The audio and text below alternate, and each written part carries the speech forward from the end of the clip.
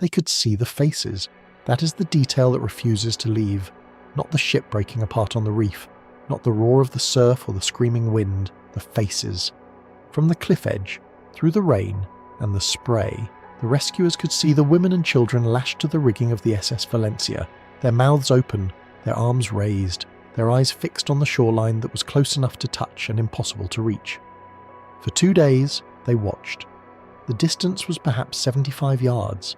A strong swimmer on a calm day could cover it in under a minute. But there was no calm day. There was only the churning white chaos of the graveyard of the Pacific, the black rocks like teeth below the cliffs, and the bodies of the dead already tumbling in the surf while the living clung to what remained of the ship and waited for a rescue that could not come. I've read hundreds of maritime disaster accounts. I've written about the Titanic's dead, and the lighthouse keepers who went mad in isolation, and the ships that vanished without a trace. But the Valencia is different. The Valencia is the disaster where everyone could see everything, and no one could do anything, where the gap between the living and the dying was measured not in miles of open ocean, but in a few dozen yards of vertical rock and horizontal murder. This is the story of a ship that wrecked within sight of shore and took 136 people with it, while rescuers stood on the cliffs above and watched them die, one by one, over the course of 48 hours. It is the story of lifeboats launched into the darkness and never seen again, except, some say, for decades afterward, drifting through the fog with figures still at the oars. And it is the story of the men who survived by doing nothing except not being women or children, because the women and children were put on the lifeboats first, and the lifeboats did not come back. The Valencia sailed from San Francisco on January 20th, 1906, bound for Seattle. She was not a grand ship. She was not the floating palace that the Titanic would become 6 years later. She was a coastal steamer, 252 feet long, built in 1882 for the Red D-Line's Venezuela run, and later sold to the Pacific Coast Steamship Company for service along the west coast. Her accommodations were modest. Her hull was iron, painted black. Her single funnel rose from amidships, and her 2 masts carried no sail. They were there for the cargo booms and, as it would turn out, for the people who would lash themselves to the rigging when everything else was gone. She carried 164 souls that night. The manifest would later be disputed. The company's records were incomplete, and some passengers had boarded without tickets, but the best estimate is 164. Crew and passengers together, men and women and children, first class and steerage, all of them trusting that the short coastal run from San Francisco to Seattle was routine, unremarkable, safe. The captain was Oscar Marcus Johnson. He was 60 years old, a veteran of the coastal trade, a man who had spent his life on these waters. He knew the dangers. Every captain who worked the Pacific Northwest knew the dangers. The coastline from Cape Flattery south to the Columbia River was a navigator's nightmare. Fog that rolled in without warning, currents that defied prediction, rocky shores that offered no harbour, no shelter, no forgiveness. The charts were imprecise. The lighthouse coverage was thin. Ships went down here with regularity, which is why they called it the Graveyard of the Pacific, which is why the underwriters charged higher premiums, which is why experienced captains treated every passage with caution. But Captain Johnson made a mistake. It was a small mistake, the kind of mistake that means nothing 99 times out of 100. On the 100th time, it means everything. The Valencia departed San Francisco in fair weather and steamed north. By the afternoon of January 22nd, she had passed Cape Mendocino and was making good time. The sea was moderate, the visibility was acceptable, everything was routine. Then the weather changed. The fog came first, rolling in from the open Pacific like a grey curtain drawn across the world. Then came the rain, cold and horizontal, driven by a wind that shifted and gusted, and made it impossible to hold a steady course. The sea rose. The swells grew. By nightfall on January 22nd, the Valencia was running blind through a January gale, her lookout straining to see anything at all through the murk, her captain navigating by dead reckoning and hope. Dead reckoning. The phrase itself should have been warning enough. You estimate your speed, you note your course, you calculate how far you have travelled since your last known position, and you trust that the numbers are right. But the numbers are never quite right. The currents push you. The wind drags you. The compass has its errors. The log line that measures your speed through the water does not account for the water itself moving beneath you. Dead reckoning accumulates error with every mile, and by the time you realise the error has grown fatal, you're already on the rocks. Captain Johnson believed he was further offshore than he was. He believed he was further north than he was. He believed he had sea room, miles of open water between his ship and the Vancouver Island coast. He was wrong on all three counts. At approximately 11:30 p.m. on January 22nd, 1906, the SS Valencia struck the reef at Pachena Point. The impact was catastrophic. The ship drove hard onto the rocks, her bow rising, her hull tearing open along the port side. The sea poured in, the lights went out. In the darkness below decks, passengers who had been asleep were thrown from their bunks, flung against walls, buried under luggage and debris. The screaming started immediately. The high, animal screaming of people who do not yet know what has happened but know that something terrible is upon them. Captain Johnson ordered the engines reversed, full astern, trying to pull the ship off the reef. It was exactly the wrong thing to do. The Valencia was already mortally wounded, her hull breached, her compartments flooding. Reversing the engines did not free her from the rocks. It pulled her partially off, yes, but only enough to let her slip backward into deeper water where she settled, impaled on a submerged ledge, her stern now lower in the water, her bow tilted up toward the cliffs that loomed invisible in the darkness, perhaps 75 yards away. She would not sink immediately. The ledge held her, suspended between the surface and the bottom, slowly filling, slowly dying. But she would not float free either. She was trapped, and everyone aboard was trapped with her. The next few hours were chaos. The crew tried to launch the lifeboats. In the darkness, in the storm, in the panic, they made every mistake that could be made. Boat number 1 was lowered with women and children aboard. It reached the water. A wave caught it. It capsized instantly, spilling everyone into the freezing surf. None of them were seen again. Boat number 2 was crushed against the hull before it could even be lowered. Boat number 3 made it away from the ship but was never seen again. Not that night, not ever, not as a boat with living people aboard. Boat number 4 was swamped at the davits. Boat number 5 reached the water with 18 people aboard, mostly men, and somehow, impossibly, made it through the surf and away into the night. They would be among the few survivors. Boat number 6 was the last hope for many of the women and children. It was loaded carefully, lowered properly, and it reached the water intact. Then a wave threw it against the rocks. The boat splintered. The people spilled out. Some clung to the wreckage.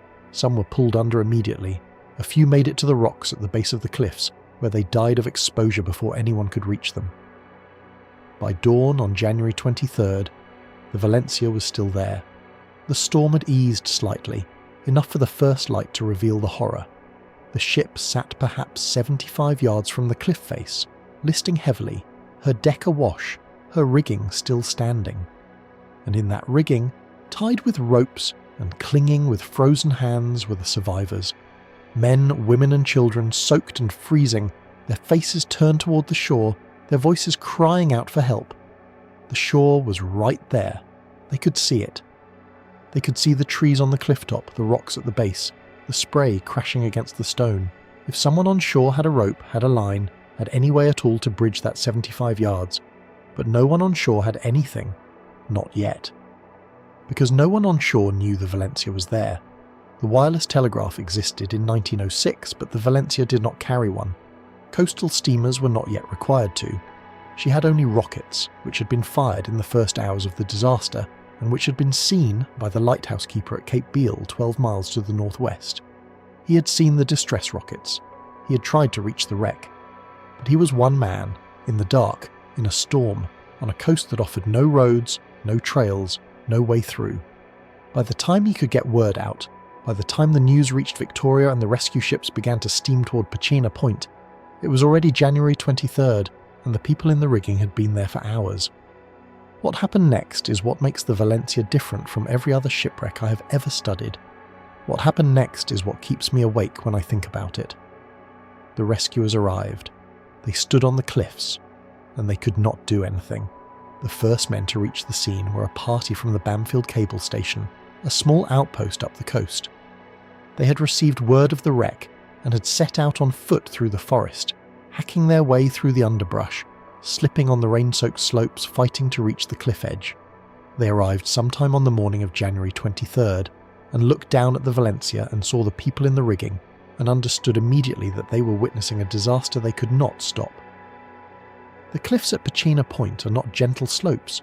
They are vertical or near vertical walls of rock, slick with rain and spray, crumbling in places, undercut by the surf in others. There is no path down. There is no beach at the base, only black rocks and white water, and the relentless violence of the Pacific swells. The rescuers had brought ropes, but the ropes were not long enough. They had brought courage, but courage could not change the geometry of the coast. To reach the Valencia, someone would have to descend a cliff face that no one could descend, cross a stretch of water that no one could cross, and somehow board a ship that was already breaking apart under the force of the waves. They tried anyway. A man named Frank Bunker was among the first to attempt a descent. He was lowered partway down the cliff on a rope, trying to find a route, trying to find any way to get closer to the ship. The rocks were too slick, the rope was too short. The surf exploded below him with a sound like artillery, and the spray soaked him instantly, and the wind tried to tear him from the cliff face. He was hauled back up, shaking, defeated. Others tried. They tied ropes together, attempting to extend the reach. They searched up and down the coastline for any point where the cliffs might be lower, any cove where a boat might be launched. There was nothing. The graveyard of the Pacific earned its name for exactly this reason. The entire coast was a wall of stone and fury, and the sea permitted no approach. Meanwhile, on the Valencia, the survivors watched. By now there were perhaps 100 people left alive on the ship. The exact number would never be known. Some had been washed overboard during the night, some had drowned in the flooded compartments below decks, some had made it into lifeboats that had not come back. Those who remained had crowded onto the highest points of the wreck, the bridge, the deck house, the rigging, and they had lashed themselves in place with ropes and lines and anything else they could find. They could see the men on the cliffs. They could see them moving, gesturing, trying to find a way down. They could see that there was no way down. And still they hoped, because what else was there? The women and children were in the rigging. That is the detail that the rescuers would later describe in their testimony, in their statements to the inquiry, in the accounts they gave to the newspapers. The women and children were in the rigging, tied there by the crew to keep them from being washed away, and they were visible from the shore, their faces pale against the grey sky, their mouths opening and closing with screams that the wind tore away before they could reach the cliffs. Some of the rescuers later admitted that they could recognise individual faces. They could see mothers holding children. They could see women clutching each other. They could see the way the waves crashed over the wreck and the way the people in the rigging flinched and held on, and then were still again, waiting for the next wave, waiting for the rescue that was not coming. By the afternoon of January 23rd, the city of Topeka arrived. She was a passenger steamer, diverted from her regular run to assist in the rescue. She steamed toward Pachena Point with all speed, her captain determined to do something, anything, to save the people on the Valencia. She arrived at approximately 3 p.m. and saw the wreck and saw the survivors, and saw the surf and the rocks, and understood, as the men on the cliffs had understood, that there was nothing she could do. The city of Topeka could not approach the wreck. The water was too shallow, the rocks too numerous, the swells too violent. If she tried to close the distance, she would end up on the reef herself, and then there would be 2 wrecks, and twice as many dead. Her captain circled as close as he dared, looking for any opening, any approach, any miracle. There was none. The tug Tsar arrived shortly afterward. She was smaller, more manoeuvrable, and her captain was willing to take risks that a larger vessel could not. He tried to push in closer, tried to find a route through the rocks, tried to position his ship so that a line might be thrown, a boat might be lowered, something might be done. The sea threw him back. The swells were running 15 feet or more, and every time the Tsar approached the reef, a wave would catch her and shove her sideways, and the captain would have to pull away or lose his own ship. By nightfall on January 23rd, nothing had changed. The Valencia was still there. The survivors were still in the rigging, the rescuers were still on the cliffs and on the ships, and utterly, completely helpless. That night, more people died. The cold took some of them. The exhaustion took others. Some simply lost their grip. their frozen hands unable to hold the ropes any longer, and they fell into the sea and were gone. The survivors who remained could hear each other falling. They could hear the screams and then the silence. They could feel the rigging shake each time another body dropped away. And in the morning, the rescuers were still there, watching. January 24th, the second day, the final day. By now the Valencia was breaking up. The stern had settled deeper into the water, and the waves were tearing at the superstructure, ripping away deck planking and railings and anything else that was not bolted down. The remaining survivors had retreated to the highest points. The masts, the cross trees, the narrow spaces where the rigging met the spars. There were perhaps 50 or 60 of them left. Maybe fewer. It was hard to count, hard to see through the spray and the rain, hard to distinguish the living from the dead who had not yet fallen. The Queen arrived that morning. She was another passenger steamer, larger than the city of Topeka, sent by the Pacific Coast Steamship Company to assist in the rescue of its own vessel. Her captain, N.E. Cousins, was aggressive and determined. He pushed his ship closer to the reef than any captain had yet dared, close enough that his passengers could see the faces of the people in the rigging, close enough that they could see the women holding children, close enough that they could see the mouths moving in screams. And then the Queen pulled back. There are conflicting accounts of what happened next. Some say Captain Cousins lost his nerve. Some say his officers demanded that he withdraw, afraid that the Queen herself would be wrecked. Some say the swells simply made any closer approach impossible. What is certain is that the Queen did not attempt to rescue. She stood off, circling at a safe distance, while the people on the Valencia watched her and understood that no one was coming. On the Valencia herself, Captain Johnson made a decision. He would attempt to launch the remaining life rafts. They were not boats. They were simple wooden platforms lashed together planks with rope handholds designed to float and nothing more. They could not be rowed. They could not be steered. But they could perhaps drift close enough to shore for the people on them to reach the rocks, to find some handhold, some way to climb. The first raft was loaded with men, not women and children, men. The logic, if there was logic in those final hours, was that the men would have a better chance of surviving the surf, of reaching the rocks, of climbing the cliffs. The women and children would wait for the next raft, or the one after that, or for the rescue that everyone now knew was not coming. The raft was launched. The waves took it. The men on it were flung into the water and disappeared. The second raft was launched. The same thing happened. The third raft somehow made it through the surf. The men on it reached the rocks at the base of the cliffs. They climbed, hand over hand, rope burns on their palms, the waves crashing below them. They reached the top. They lived. There were no more rafts for the women and children. By midday on January 24th, the Valencia was in her death throes. The hull was splitting apart. The masts were swaying, their supports weakened by the pounding surf. The people in the rigging were soaked and frozen and exhausted, their hands too numb to grip, their bodies too weak to hold on. One by one, they fell. The rescuers on the cliffs watched.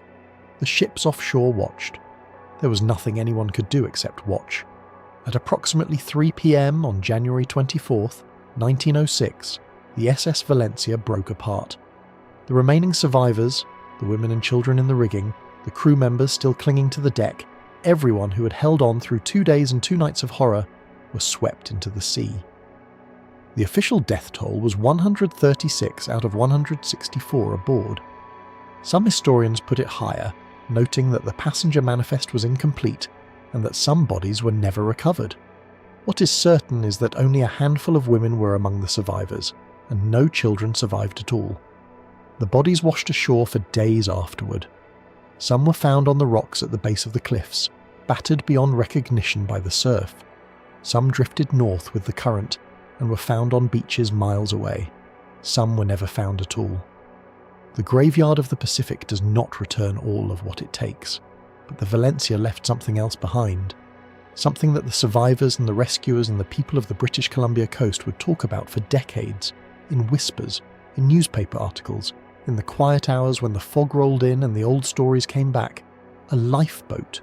Not boat number 5, which had made it safely away in the first hours and landed at Cape Beale with 18 survivors. Not any of the boats that had been accounted for, swamped or crushed or lost. A different lifeboat. one that no one could explain. In 1910, 4 years after the wreck, a search party exploring a sea cave near Pachena Point found a lifeboat. It was intact, its oars were still in place. Its hull showed the markings of the Pacific Coast Steamship Company.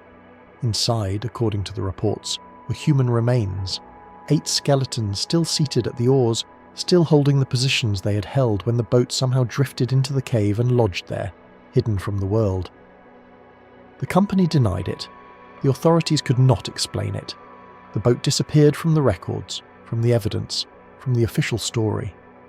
But the story itself did not disappear. For decades after the Valencia disaster, fishermen and sailors and lighthouse keepers reported seeing a lifeboat in the fog. It appeared near Pachena Point, near the site of the wreck, always in the same conditions. Thick fog, calm water, the grey murk that made distances impossible to judge. The boat drifted slowly, silently, with no one at the oars and no one visible aboard.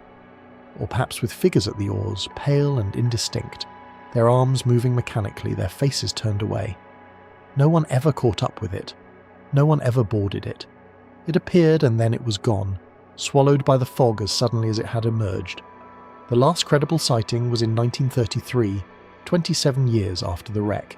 A fisherman named Charlie Mathers was working his lines near Pachena Point when the fog closed in. He saw the lifeboat emerge from the grey. He saw the figures at the oars. He called out, and no one answered, and the boat passed by him no more than 30 yards away and disappeared into the murk. He went back to port and told the story and swore to it until the day he died. I do not know what to make of this. I am a researcher, not a spiritualist, and I have no patience for ghost stories that cannot be verified. But I also know what guilt does to the human mind, and I know what the rescuers on those cliffs saw, and I know that some things do not let go easily. The men who stood on the cliffs above Pachena Point on January 23rd and 24th, 1906, watched women and children die within sight of their outstretched hands. They saw the faces, they heard the screams, they stood there, helpless, while the sea did its work and there was nothing they could do. Some of them carried that for the rest of their lives. Some of them testified at the inquiry and broke down weeping on the stand. Some of them never spoke of it again, not to their families, not to anyone, because what was there to say? We watched them die. We could not save them. We were right there. Thomas Howell was one of the rescuers. He was a lineman for the Bamfield Cable Station, one of the first men to reach the cliff edge, one of the men who tried to descend on a rope and could not. He later gave testimony at the official inquiry into the disaster, and his words have stayed with me since the first time I read them. I could see them in the rigging, he said. The women and the little ones. I could see their faces. They were looking at us. They knew we were there. They knew we couldn't reach them. He paused, and the court reporter noted that he was unable to continue for several moments. I have never felt so helpless in my life, he finally said. I hope to God I never feel that way again.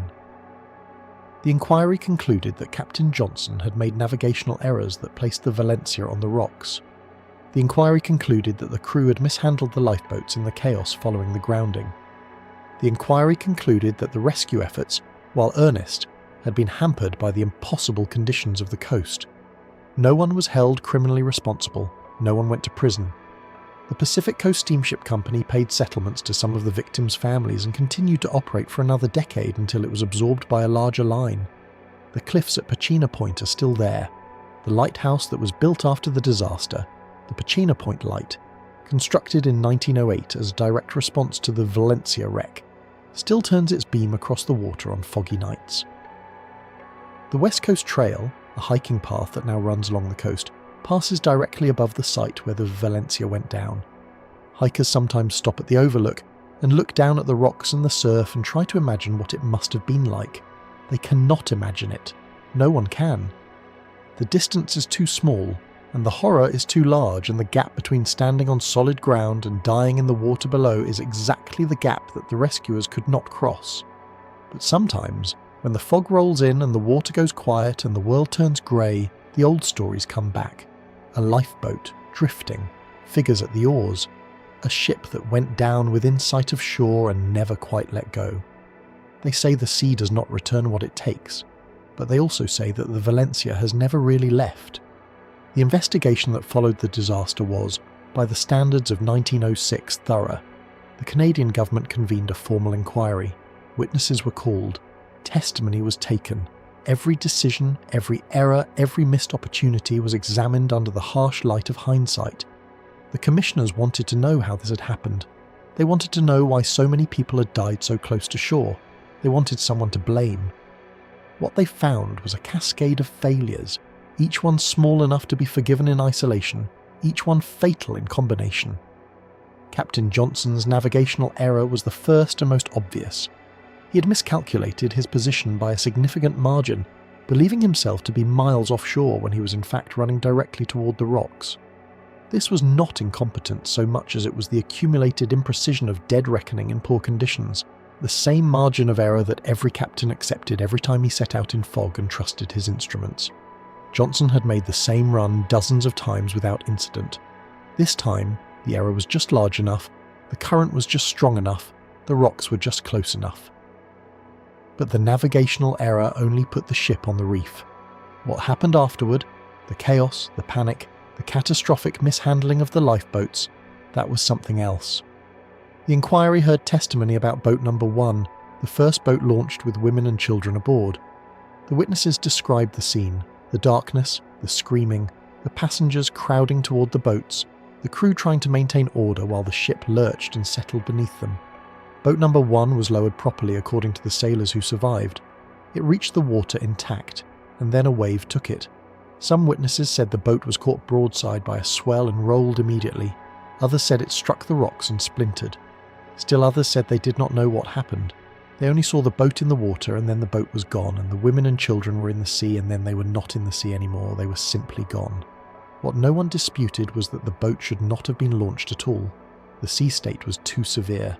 The surf was too violent. Any sailor with experience would have known that a boat launched into those conditions had almost no chance of survival. But the passengers were demanding the boats. The passengers believed the boats were their only hope. And so, the boats were launched, one after another, into the darkness and the storm, and almost everyone who boarded them died. Boat number 5 was the exception. It carried 18 people, mostly men, and it somehow made it through the surf and away from the wreck. The survivors later testified that they had been lucky. A gap in the swells, a moment of relative calm, a current that carried them away from the rocks instead of into them. They had rowed through the night, half frozen, barely able to see, until they reached Cape Beale at dawn and staggered ashore. Of the 164 people aboard the Valencia, they accounted for nearly half of the survivors. The inquiry wanted to know about the ships. The city of Topeka, the Tsar, the Queen. Why had they not attempted a rescue? Why had they stood off while people died? The captains gave their testimony. They described the conditions, the swells, the rocks, the impossibility of bringing a ship close enough to the wreck to be of any use. They described their attempts to find an approach, to launch boats, to do something. They described the moment they realised there was nothing they could do. Captain Cousins of the Queen came in for particular criticism. His ship was large enough, powerful enough, that some believed he could have pushed through the swells and reached the Valencia if he had been willing to take the risk. But Cousins had 300 passengers of his own aboard, and he was not willing to add them to the death toll for the sake of an attempt that might fail anyway. He had pulled back, circled at a safe distance, watched the people die. Was he a coward? Or was he a prudent commander protecting his own passengers? The inquiry could not decide. The newspapers did not hesitate. Cousins was vilified in print, accused of abandoning the Valencia survivors to their fate. He never fully recovered his reputation. He spent the rest of his career under a cloud, the captain who had turned away. But what could he have done? That was the question no one could answer satisfactorily. The math was simple and terrible. To save 30 people, you would have to risk 300. To save women and children you could see, you would have to gamble with the lives of women and children you could not. The arithmetic of disaster does not permit heroes. It only permits choices, and every choice is wrong. The rescuers on the cliffs received better treatment from the inquiry. They had tried. They had risked their own lives, descending on ropes, searching for any way down. They had done everything that could be done, and it had not been enough, and no one could blame them for the geometry of the coast. But the rescuers blamed themselves. That was the part the inquiry could not capture. the part that would live on long after the official report was filed and forgotten. The men who had stood on the cliffs and watched the Valencia die carried that memory for the rest of their lives. Some of them could not speak of it without weeping. Some of them could not speak of it at all. Philip Dakin was a lineman at the Cape Beale Lighthouse, one of the first to learn of the wreck, one of the men who had tried to reach the scene on foot through the forest. He arrived at the cliff edge on the morning of January 23rd and saw the ship and saw the people in the rigging and understood immediately what was going to happen. He stayed there for 2 days, watching, waiting for the end. Years later, a reporter asked him about the Valencia. Dakin was an old man by then, retired, living quietly on Vancouver Island. He thought about the question for a long time before he answered. "I can still see them," he said. "Every time I close my eyes, the women in the rigging, the children, they were looking at us. They knew we were there." He shook his head slowly. "I wake up sometimes and I think I can hear them calling. After all these years, still calling." The reporter asked if he believed in ghosts. Dakin shrugged. "I don't know what I believe," he said, "but I know what I saw, and I know the sea doesn't always let go of what it takes. Not completely, not ever." The Valencia disaster led to changes. That is the consolation that maritime historians offer when they tell this story, the silver lining that is supposed to make the tragedy meaningful. The Canadian government improved the lighthouse coverage along the coast. They built the Pachena Point Light, which still operates today, its beam visible for miles in clear weather. They established rescue stations with proper equipment, lifeboats that could be launched from shore, crews trained for surf rescue. They cut the first sections of what would eventually become the West Coast Trail, originally called the Shipwrecked Mariners Trail, a path through the forest that would allow survivors of future wrecks to walk to safety. The changes were real.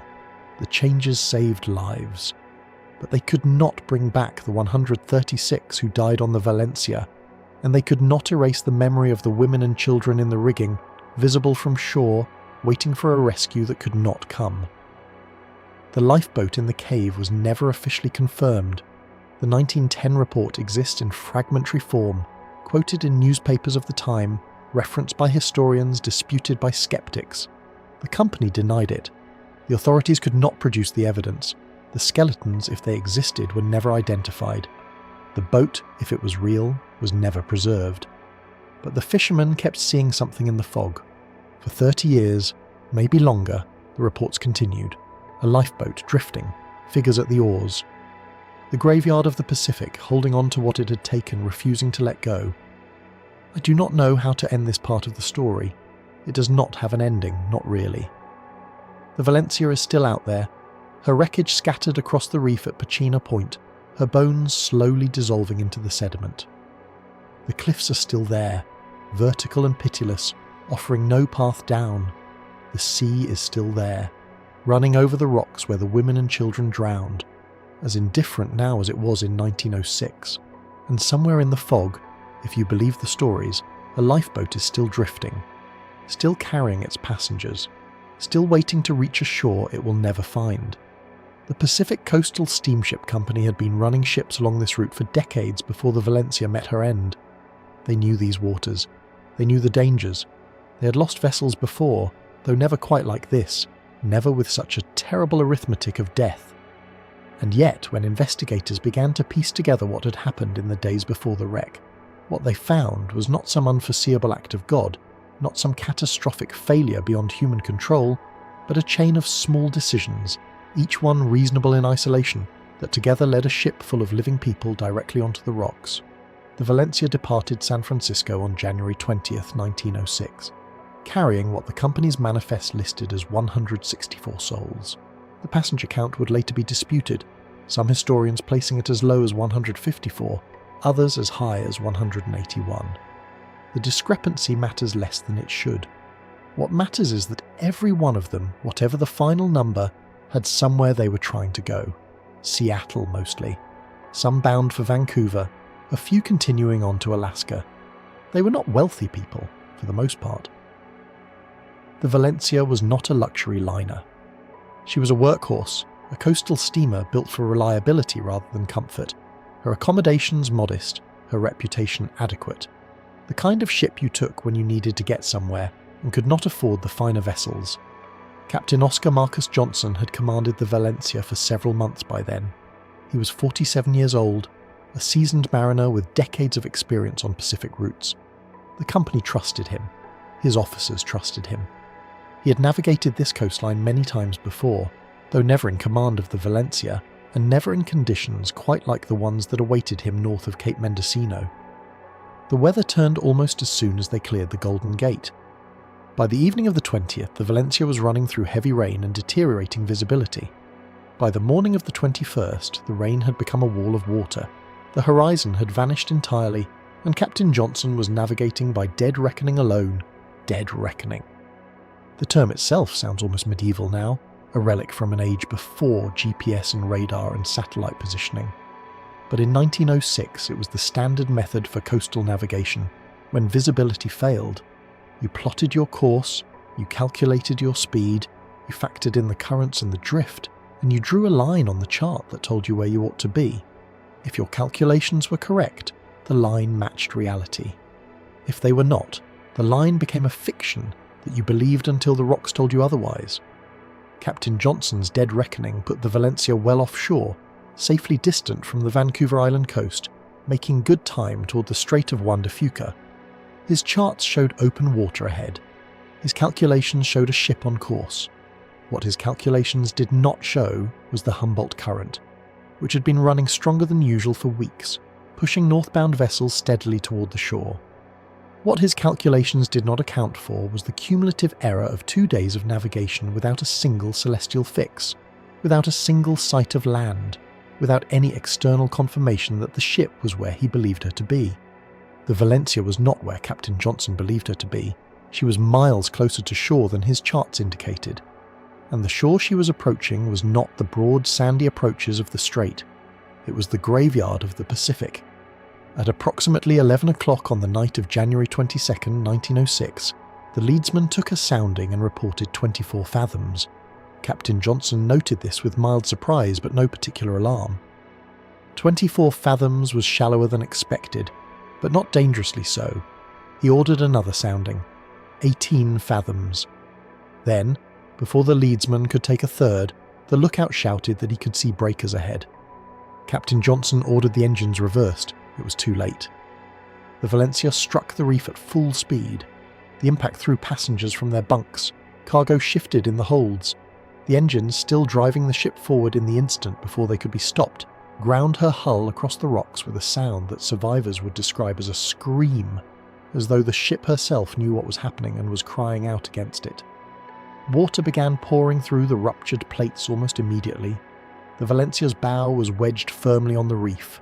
Her stern swung around in the current, exposing her broadside to the waves.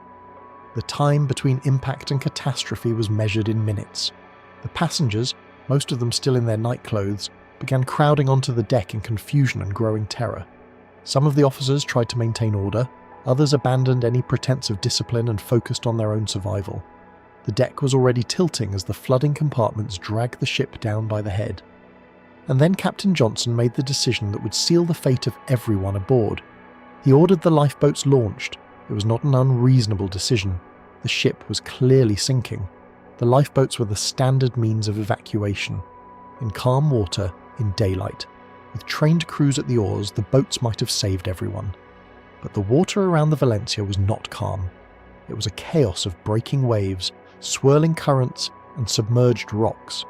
The night was absolute darkness, no moon, no stars, the rain still falling in sheets.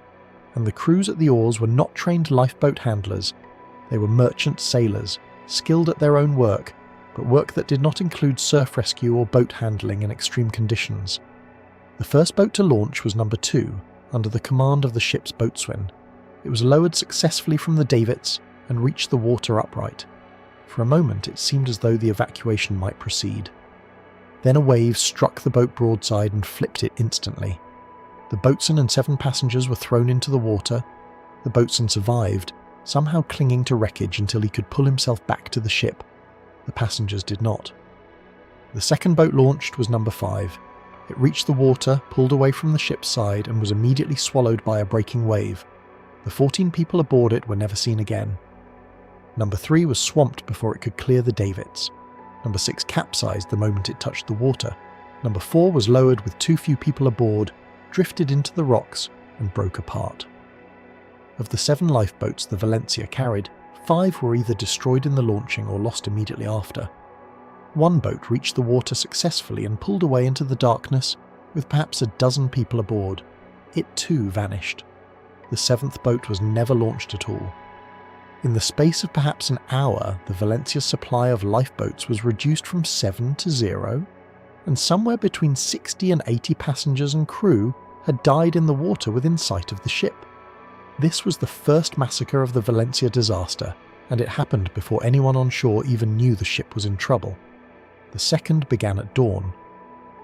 When the light came up on the morning of January 23rd, the survivors still aboard the Valencia saw their situation clearly for the first time.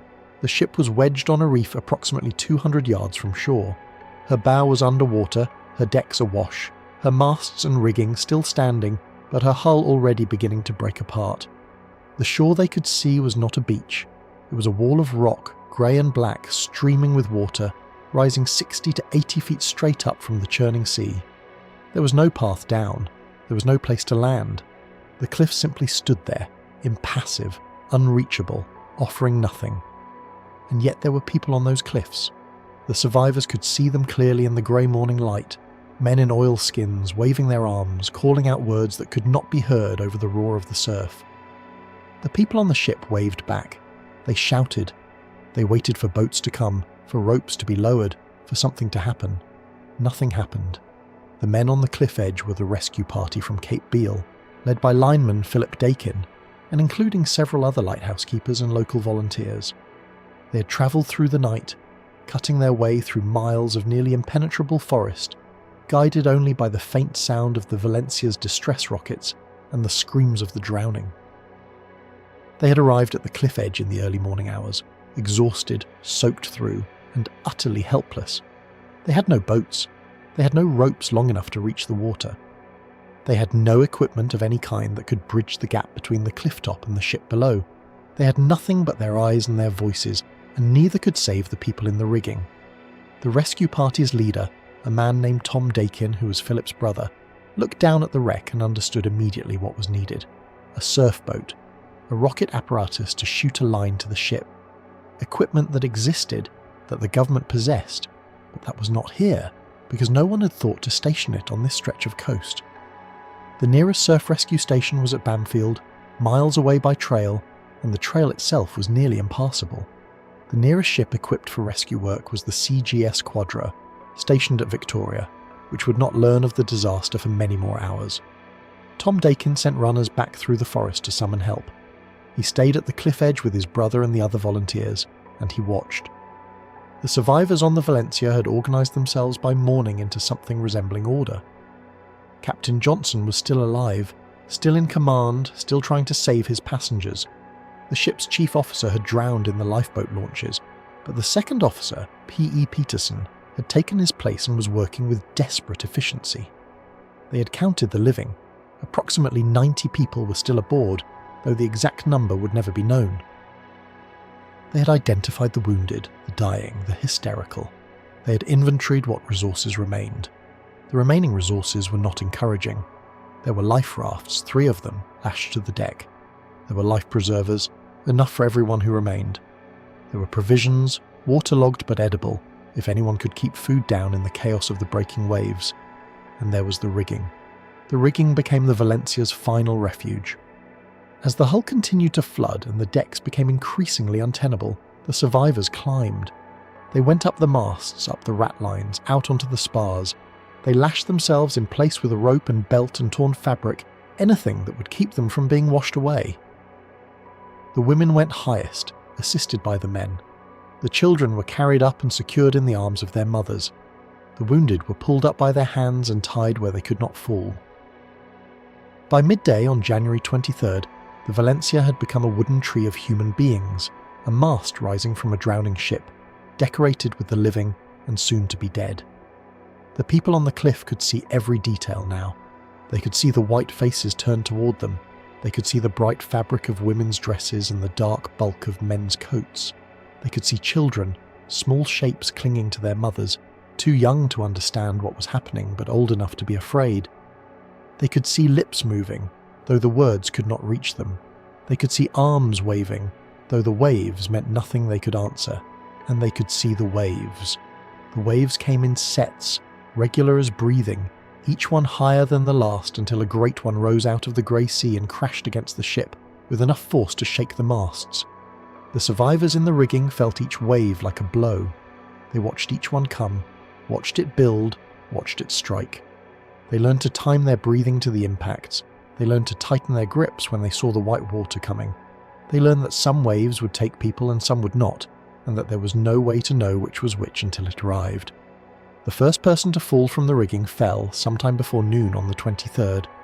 The watching rescuers saw it happen. One moment a dark shape was there among the others, clinging to a spar perhaps 20 feet above the deck. The next moment the shape was gone, replaced by white water. No one on the cliff cried out. What was there to say? More fell as the hours passed. Some were simply washed away by waves too powerful to resist. Others lost their grip from exhaustion, from cold, from the slow failure of muscles pushed beyond their limits. A few simply let go, whether from despair or from the belief that they might swim to shore. It was impossible to know. No one who let go reached the shore. The children began dying in the afternoon. This is the part of the story that breaks the people who hear it, and broke the people who witnessed it. The children had been lashed to the rigging with their mothers, secured as well as panic and limited materials allowed. But children are small, their hands are weak, they cannot hold on as long as adults, and the ropes that secured them were not designed for children's bodies. Some slipped free. Others were simply torn away by waves that paid no attention to the weight or age of what they carried. Frank Len was a member of the rescue party who reached the cliff edge on the morning of the 23rd. He was a young man then, barely 20, employed by the telegraph company as a lineman. He had no training in rescue work. He had no experience with disasters. He had simply come because he had heard there was a ship in trouble and had wanted to help. He could not help. No one could help. He stood at the cliff edge for 26 hours straight, refusing to leave, refusing to eat, watching the people in the rigging die one by one. In his later testimony to the Commission of Inquiry, he described what he had seen in language so plain it takes a moment to register what he is actually saying. I saw a woman holding two children, a boy and a girl, maybe 4 and 6 years old. She had them wrapped in her arms, and she was trying to shield them from the waves. A big one came and hit the ship, and when it passed, the little girl was gone. The woman just stared at the place where she had been. She didn't scream. She just stared. Then another wave came, and the boy was gone too. The woman watched him go into the water. She watched him float away. Then she untied herself from the rigging and she let go. She just let go. She went into the water where her children had gone. Len paused in his testimony at this point. The commissioners waited. Finally, one of them asked if he needed a moment. No, Len said. I just want it written down what happened. I want people to know what we saw, what we couldn't do anything about. I want it written down. The commissioners wrote it down. They wrote down everything. The testimony from the Valencia inquiry runs to hundreds of pages, and almost all of it is like this. Men describing, in the flattest possible language, the most terrible things they had ever witnessed. The flatness is not coldness. It is the only way they could speak of it at all. By nightfall on January 23rd, perhaps 50 people remained alive on the Valencia. The ship's hull had broken in several places, and each break sent another section of the passenger accommodations into the sea. The fires in the boilers had long since gone out, drowned by the flooding water. The steam whistle, which had been sounding continuously since the wreck, finally fell silent when the last pressure in the lines gave out. The only sounds now were the waves and the wind and, occasionally very faintly, voices calling from the rigging. The rescue ships arrived that evening. The CGS Quadra, summoned from Victoria. The tug Tsar, which had been nearby and heard the distress signals. The steamer Salvor, dispatched by the Pacific Coastal Steamship Company itself. And, in perhaps the cruelest irony of the entire disaster, the passenger liner city of Topeka, sister ship to the Valencia, carrying passengers who stood at the rails and watched their counterparts dying a few hundred yards away. None of them could help. The Quadra's captain assessed the conditions and concluded that launching boats into that surf would mean the certain death of his own crew. The Tsar's captain reached the same conclusion. The salvo circled the wreck once, twice, 3 times, looking for any angle of approach that might allow a rescue, and found none. The city of Topeka simply stood off and watched. The survivors on the Valencia could see the ships. They could see the lights. They could see people moving on the decks close enough that they could have thrown a baseball and hit them. They waved. They shouted. They begged. The ships did nothing. This became one of the central controversies of the Valencia inquiry. Why did the rescue vessels not attempt to save the people they could clearly see dying? The captain's defence was consistent. The conditions were too dangerous. Any boat launched into that surf would have capsized immediately. The rescue ships would have added their own crews to the death toll without saving a single life from the Valencia. The defence was probably correct. The defence was also intolerable. The watching rescuers on the cliff, who had no ships and no boats and no means of helping at all, were incensed that the men who did have those things chose not to use them. Frank Len, in his testimony, expressed what many of them felt. "Those ships just sat there," he said. "They sat there and they watched and they did nothing.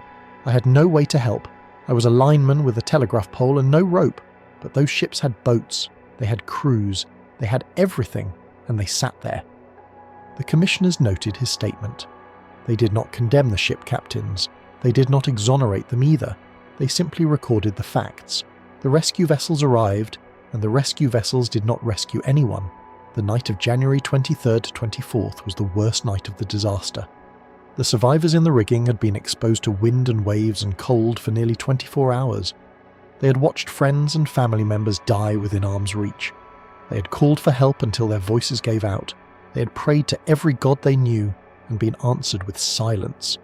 Some of them gave up that night. They simply released their holds and fell into the water and were gone. Others were taken by waves they no longer had the strength to resist. Others simply froze to death where they hung, their bodies remaining lashed to the rigging as living monuments to the cruelty of the sea. The rescue party on the cliff did not sleep either. They built fires that the survivors on the ship could see but could not reach. They burned fuel and lamp oil and anything that would make light, trying to signal that help was coming, that someone was watching, that the people in the rigging were not entirely alone. It was the only comfort they could offer. At some point during that long night, someone on the cliff began to sing. It was a hymn, an old one, the kind that sailors would have known from childhood. One of the Methodist standards, perhaps "Abide with me" or "Nearer my God to thee." The singer's voice was not strong, and the wind carried most of it away, but occasionally in the pauses between waves, the fragments reached the ship. A woman in the rigging heard it. She began to sing the same hymn. Then another voice joined hers, and another, until the survivors were singing together, their voices thin and broken but rising anyway, answered by the voice on the cliff that could do nothing but sing back to them. Philip Dakin heard the singing and wept. He did not try to hide it. There was no point in hiding anything now. They sang for maybe an hour, he recalled years later, off and on between the waves. We sang with them when we could. It was all we could do. It was all anyone could do. Dawn on January 24th revealed what the night had taken. The number of survivors visible in the rigging had been reduced by half. The ship itself had broken further apart.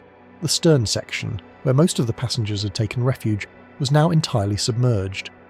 Only the forward mast still stood above the waves, and the people clinging to it were fewer than 20. The rescue effort continued.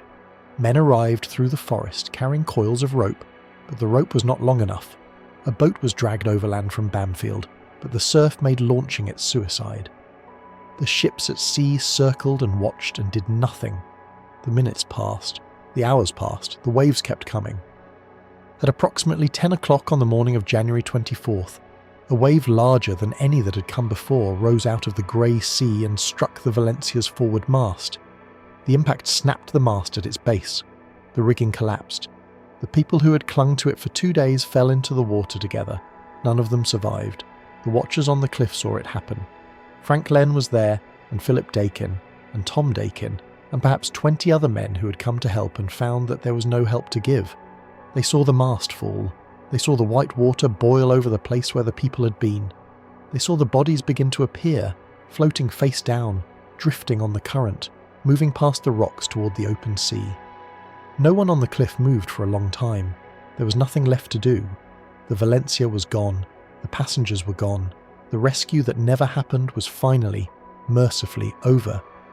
The final death toll was established at 136, though some counts place it higher. The survivors numbered between 17 and 37, depending on which historian you read and how you define survivor. Some had reached shore in the one lifeboat that successfully launched and drifted through the night before washing up on a beach miles from the wreck. Others had clung to debris and been pulled from the water by the rescue ships after the worst of the surf subsided. Others had launched on the life rafts and drifted for days before being found, but the majority died on the ship, or in the water beside the ship, or in the rigging of the ship as the people on the cliff watched and could do nothing at all. Among the dead were all of the women, every single one. Among the dead were all of the children, every single one. This was not an accident of circumstance. It was the direct consequence of a decision made in good faith that became a death sentence. When Captain Johnson ordered women and children into the first lifeboats, he was following the protocol that had governed maritime disasters for generations. Women and children first. It was the civilized thing. It was the honourable thing. It was the thing that killed them. The boats that carried the women and children were the boats that vanished. The boats that carried the men who refused to wait their turn were the boats that, in some cases, made it to shore. The mathematics of survival inverted every assumption about who deserved to live. The women who trusted the protocol died. The men who violated it lived. And the cruelest irony of all was that the women who refused the boats, the ones who said they would rather stay with their husbands, the ones who had to be convinced or even forced into the launches, those women died anyway, because the boats died, and staying on the ship would have killed them just the same. There is no comfort in this calculus.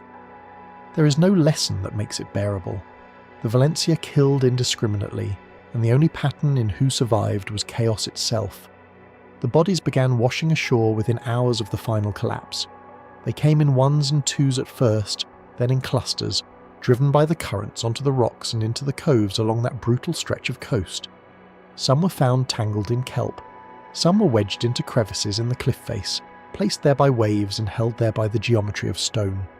Some drifted for days before the tide deposited them on beaches miles from the wreck site, their features softened by the water, their clothing in tatters, their identities uncertain.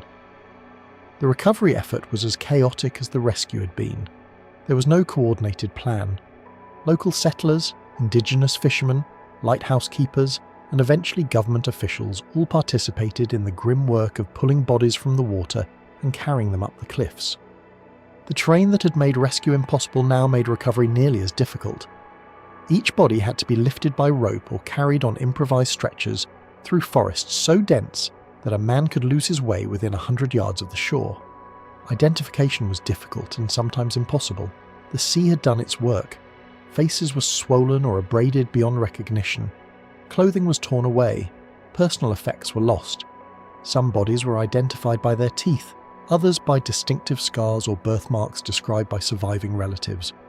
Many were never identified at all. They were buried in mass graves near the wreck site. Their names unknown, their stories ended mid-sentence. 136 dead. The number is precise and meaningless at the same time. It tells you the magnitude but nothing about the weight. It does not tell you about the husband who survived and spent the rest of his life unable to speak his wife's name. It does not tell you about the child whose body was never found, whose parents could never bury her, whose absence became a permanent wound in a family that eventually stopped speaking of her at all. It does not tell you about the crew members who died at their posts following orders to the end, or the ones who panicked and saved themselves and lived with that knowledge for the rest of their lives. The number tells you nothing about the people on the cliff. Philip Dakin went home to his lighthouse after the mast fell. He had been awake for more than 48 hours. He had watched more people die than he had ever seen die before. He had done everything in his power to save them, and his power had not been enough.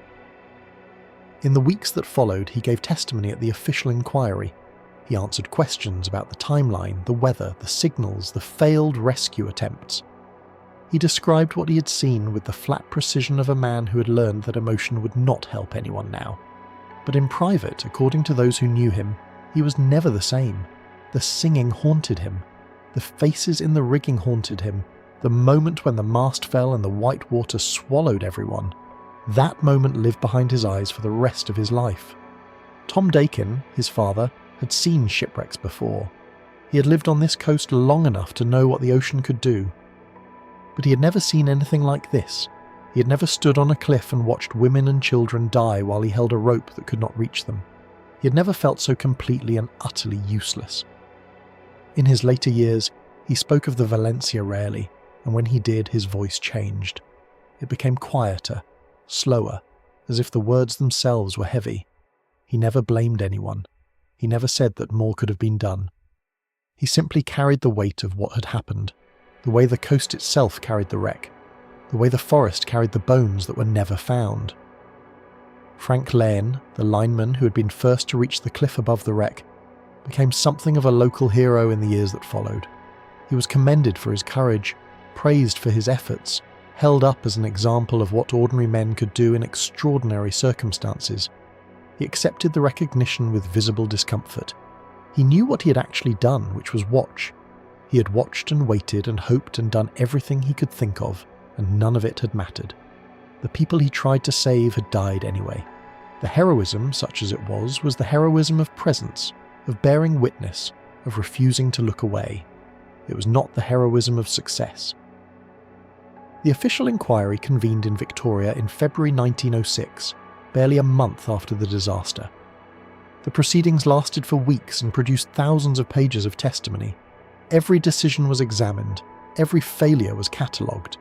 The navigation error that brought the Valencia too close to shore, the inadequate life-saving equipment, the poor construction of the lifeboats, the absence of any effective rescue infrastructure along the graveyard of the Pacific, the failure of the nearby ships to render assistance, the failure of the government to maintain the coastal trails that might have allowed rescuers to reach the scene more quickly.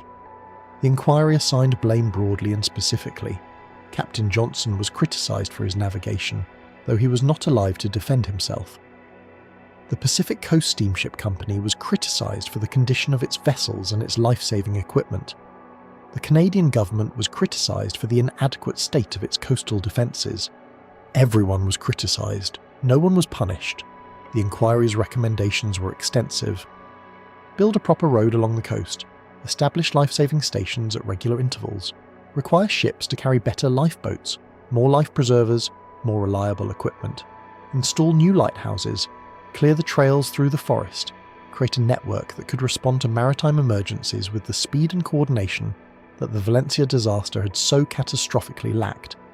Some of these recommendations were implemented. The West Coast Life-Saving Trail, now known as part of the Juan de Fuca Marine Trail, was eventually constructed, though it took years. Additional lighthouses were built. Rescue stations were established. The infrastructure that might have saved the Valencia's passengers slowly, gradually, belatedly came into being. But it came too late for the 136 who died within sight of shore, within earshot of their rescuers, within reach of hands that could not quite extend far enough. The Valencia herself lay broken on the rocks, visited by the tides twice daily, slowly consumed by the same sea that had claimed her passengers. For months after the disaster, pieces of the ship continued to wash ashore. Sections of hull, fragments of deck, personal belongings, a shoe, a comb, a sudden Bible with the pages fused together by salt water. The debris field stretched for miles along the coast, and every piece that appeared was a reminder of what had happened there, a physical fragment of a story that the coast would not let anyone forget. And then there were the bodies that kept appearing. Long after the initial recovery effort ended, long after the inquiry concluded and the newspapers moved on to other tragedies, bodies continued to surface along that stretch of coast. Some were clearly victims of the Valencia, identified by their clothing or their position, or simply by the timing of their appearance. Others were ambiguous, sailors from other wrecks perhaps, or unfortunate souls who had met the sea under different circumstances. The coast was not particular about its dead. It collected them all and released them at its own pace, on its own schedule, according to laws that no human being fully understood. The settlers who lived along the coast became accustomed to finding bodies. It was part of a life there, grim but unremarkable, like the fog and the rain and the endless sound of the surf. You walked the beach after a storm and you looked for useful debris, lumber, rope, anything that might have value, and sometimes what you found was a body instead. You reported it if you could. You buried it if you couldn't. You did not dwell on it because dwelling would drive you mad, and the coast required a certain kind of sanity just to survive. But the Valencia was different. the Valencia did not fade into the ordinary background of coastal mortality. The Valencia persisted, not just in memory but in something stranger, something that the rational mind could not quite explain. The first reports came within a year of the disaster. Fishermen working the waters near Pachena Point saw something in the fog. A boat, they said, a lifeboat drifting. It appeared out of the grey and moved past them, close enough to see but not close enough to reach, and then it disappeared into the fog again. They could not say how many people were aboard. They could not say whether the people were alive or dead, but they were certain of what they had seen. A lifeboat, drifting, occupied. The logical explanation was that it was debris from another wreck, or a fishing boat that had lost its way, or simply a trick of the fog and the imagination. The graveyard of the Pacific was full of debris and full of boats and full of fog, and the human mind was prone to seeing patterns where none existed. The fishermen accepted this explanation, or said they did, and went back to their work. But then it happened again. Different fishermen, different location, same story. A lifeboat in the fog, figures visible aboard, silent, drifting, gone before anyone could reach it. And then again, and again, and again. Over the years that followed, the reports accumulated. They came from fishermen and sailors and lighthouse keepers and settlers and travellers. They came from people who had heard the story of the Valencia and people who had never heard of it at all. They came from skeptics and believers, from the superstitious and the resolutely rational, and they all described the same thing: a lifeboat, adrift in the fog along the coast near Pachena Point, occupied by figures who did not move, who did not respond to hails, who simply sat at their places while the boat drifted past and vanished. Some said the figures were skeletons. Bones in tattered clothing, still holding the oars, still maintaining the posture of rowers who had died at their work and never let go. Others said the figures were merely still, motionless, impossible to identify in the fog but clearly present, clearly there.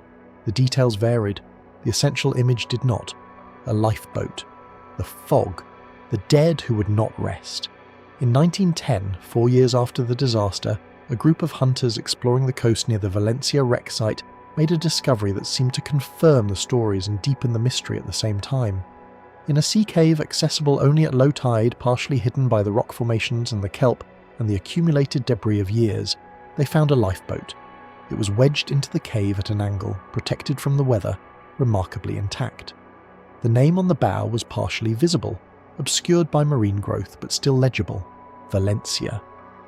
The hunters examined the boat as closely as they dared. The wood was weathered but sound. The oarlocks were in place, the seats were intact, there were no bodies inside, no bones, no remains of any kind. But the boat itself was there, hidden in that cave, as if it had sought shelter and waited for someone to find it. How had it gotten there? The currents, presumably. The tides. The same forces that moved debris along the coast for years after a wreck. There was nothing supernatural about a lifeboat washing into a cave. The physics of the sea explained it perfectly well, but the timing was strange. 4 years after the disaster and the boat was still relatively intact. 4 years of tides and storms, and the boat had not been smashed or dragged back out to sea or buried under sand. It had simply waited there, in the darkness, in the fog, as if it had a purpose that was not yet fulfilled. The hunters reported their discovery. Officials were notified. An expedition was organised to retrieve the boat and examine it properly. But when the expedition arrived at the cave, the boat was gone. The tide had come and gone as it always did, and the lifeboat had vanished back into the sea.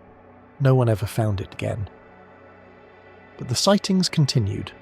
In 1933, 27 years after the Valencia went down, a fisherman named Cuthbert Dixon reported seeing the ghost lifeboat in the fog off Pachena Point. He was an experienced seaman, not prone to fanciful stories, and he insisted until the end of his life that he had seen exactly what he said he had seen. A lifeboat, figures aboard, silent, drifting. The fog swallowed it before he could approach. In 1940, a lighthouse keeper reported the same thing. In 1948, a salvage crew working the coast reported it. In 1953, a group of tourists on a charter boat reported it. The reports continued through the decades, sporadic but persistent, each one adding to the legend, each one met with the same mixture of skepticism and unease. The rational explanation is always available. Fog plays tricks on the eyes. Memory plays tricks on the mind. Stories take on a life of their own, and once a legend is established, people see what they expect to see. The brain is a pattern-matching machine, and when you're floating in the fog along a coast called the Graveyard of the Pacific, in the very waters where 136 people died within sight of shore, your brain is primed to find the patterns that the story has prepared you to see. This explanation is almost certainly correct. The ghost lifeboat of the Valencia is almost certainly a product of fog and imagination, and the human need to make meaning from tragedy. The dead are dead. They do not row boats through the fog. They do not wait in sea caves. They do not return to remind the living of what happened to them. And yet the coast does not forget. The sea does not forget. The rocks that broke the Valencia's hull are still there, unmoved by the passage of more than a century, waiting for the next ship that strays too close. The currents that carried the bodies away still flow along the same paths, indifferent to human memory, indifferent to human meaning. The fog still rolls in from the open ocean, thick and grey and impenetrable, and in that fog, visibility drops to nothing, and the world becomes a space where anything might be true. The people who live along that coast, the ones whose families have been there for generations, do not dismiss the stories outright. They do not claim to believe them, either. They simply acknowledge that there are things the coast has seen that no living person fully understands, and that the Valencia is part of the coast now, as surely as the rocks and the trees and the fog itself. The ship is gone, broken apart and consumed by the sea long ago. But something of what happened there remains. Call it a haunting if you want. Call it memory. Call it the weight of unfinished grief, the echo of voices that were never properly answered. Call it whatever helps you sleep at night. The Valencia's legacy persisted in ways that were tangible and ways that were not.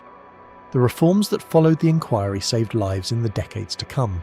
Ships that might have wrecked along the Graveyard of the Pacific were guided to safety by the new lighthouses, warned away from the rocks by the improved navigation aids, rescued by the life-saving stations that the disaster finally compelled the government to build.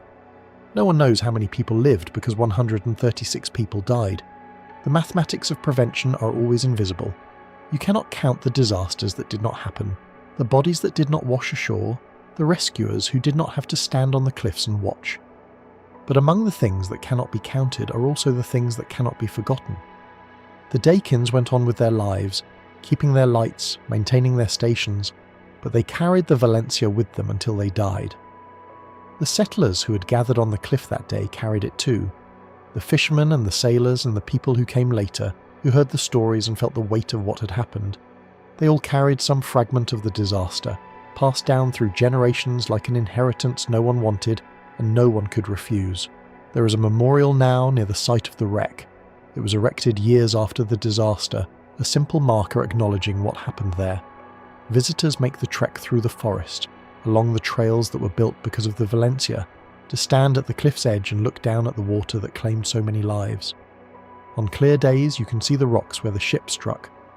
On foggy days you can see nothing at all, just the grey and the white and the sound of the waves, the same waves that have been breaking on that shore since long before any ship sailed these waters, and will go on breaking long after every ship has become debris and every sailor has become a story.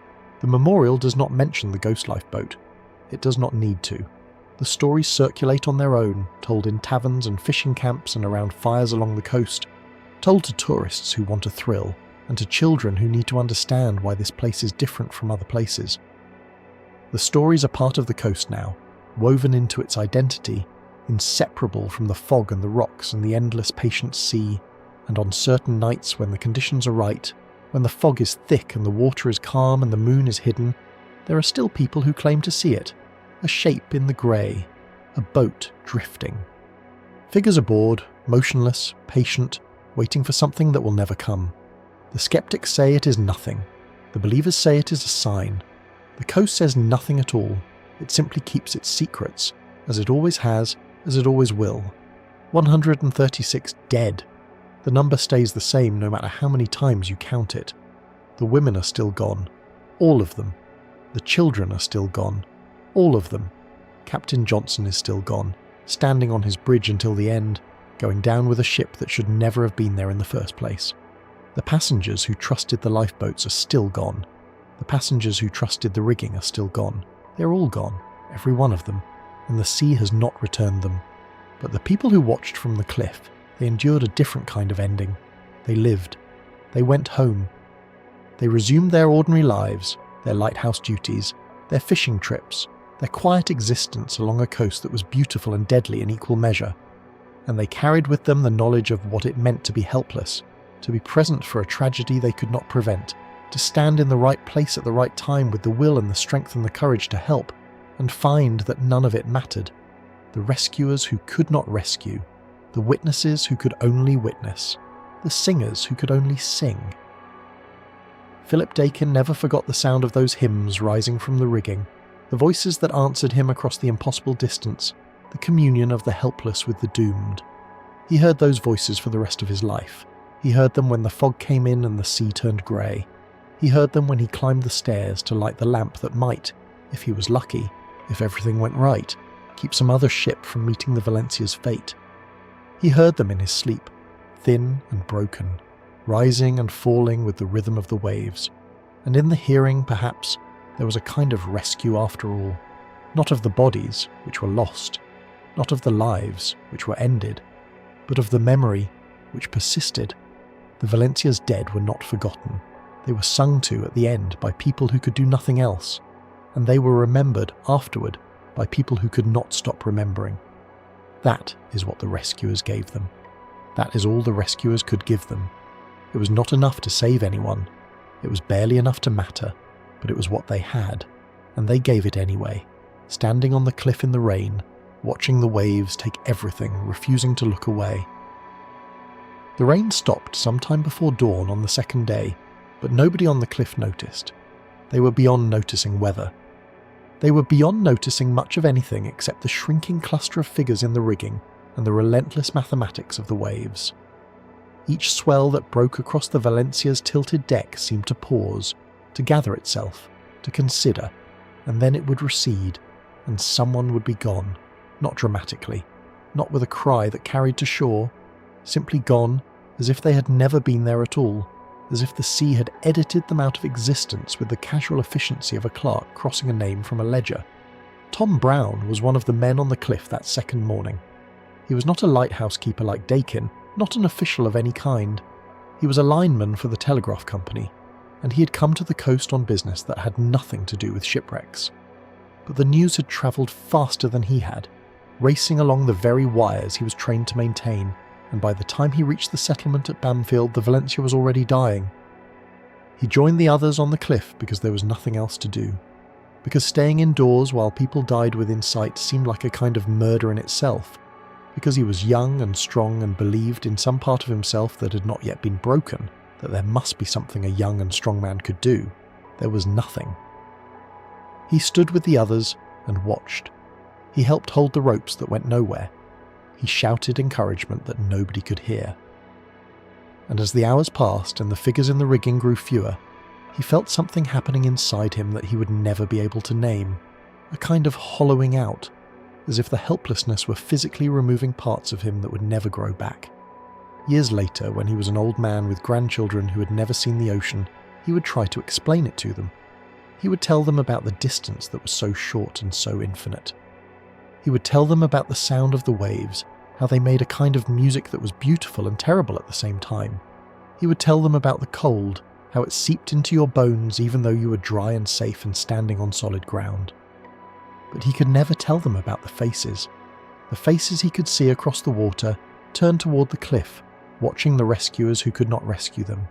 He could never describe what it was like to meet a stranger's eyes at 200 yards and know that you were both thinking the same thing. This is the moment of death. This is where it ends, and neither of us can do anything about it. The faces. They stayed with him longer than anything else, longer than the sounds, longer than the cold, longer than the sight of the ship breaking apart. The faces of women who had dressed for a sea voyage, who had packed their best clothes and their favourite books, who had kissed their families goodbye with the pleasant certainty that they would see them again in a few days. The faces of children who did not understand what was happening, who cried for their mothers even as their mothers held them and cried themselves. The faces of men who had spent their lives being competent, being capable, being the ones who fixed things and solved problems and made everything right, and who now found that competence and capability meant nothing against the arithmetic of wind and wave and rock. He never learned their names, the people he watched die. That was perhaps the strangest part. He knew their faces better than he knew the faces of his own siblings. He could close his eyes and see them, decades later, with perfect clarity, but he did not know what they were called. He did not know where they came from or where they had been going. He did not know if they had families who mourned them or if they died alone in the world. He knew only that they had been real, that they had existed, that they had stood in the rigging of a dying ship and looked toward the shore where he stood looking back at them. And then they were gone. One by one, wave by wave, hour by hour. The process had its own terrible rhythm, and once you recognized it, you could not stop recognizing it. A large swell would build in the distance, visible as a dark line against the grey sea, and it would roll toward the Valencia with the slow inevitability of a clock hand moving toward midnight. The people in the rigging would see it coming. They always saw it coming. That was part of the horror, the way they watched their death approach with perfect clarity, and they would grip the ropes tighter, would press themselves against the mast, would do everything they could to hold on, and the wave would hit, and the ship would shudder. And the spray would rise so high that for a moment the rigging was invisible, swallowed by white water, and then the spray would fall, and the ship would reappear, and you would count the figures that remained. The number was always smaller. By noon on that second day, there were perhaps 20 people left in the rigging. By mid-afternoon there were fewer than 10. By the time the light began to fail, and the light failed early on that coast, in that season, the winter sun dropping behind the mountains while the afternoon was still young, there were only a handful. They were clustered together at the highest point of the mast, the last dry ground on a ship that was 90% underwater, and they were holding onto each other as much as they were holding onto the ropes. From the cliff they looked like a single organism, a dark knot of humanity clinging to the bones of the dead ship. You could not tell anymore who was who, could not distinguish men from women or adults from children. They had become something beyond individual identity, something collective, a final congregation of the doomed, and they were still singing, faintly, brokenly, but singing. The hymns had continued all through the night and into the day, sometimes faltering when a wave struck, sometimes dying away entirely for long minutes that seemed like hours, but always returning, always resuming.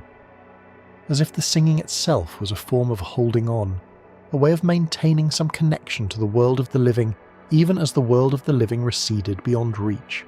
Philip Dakin heard them, Tom Brown heard them, every man on the cliff heard them, and every man would remember them, and every man would carry those fragments of melody to his grave like shrapnel that could never be removed. Nearer, my God, to thee, nearer to thee, the simplest words, the oldest melody.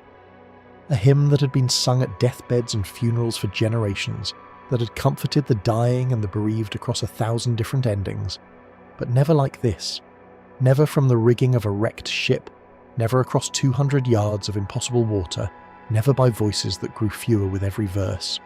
The hymn was not about the words anymore, it was about the act of singing them, the refusal to go silently, the insistence that even this ending could be met with something other than screaming.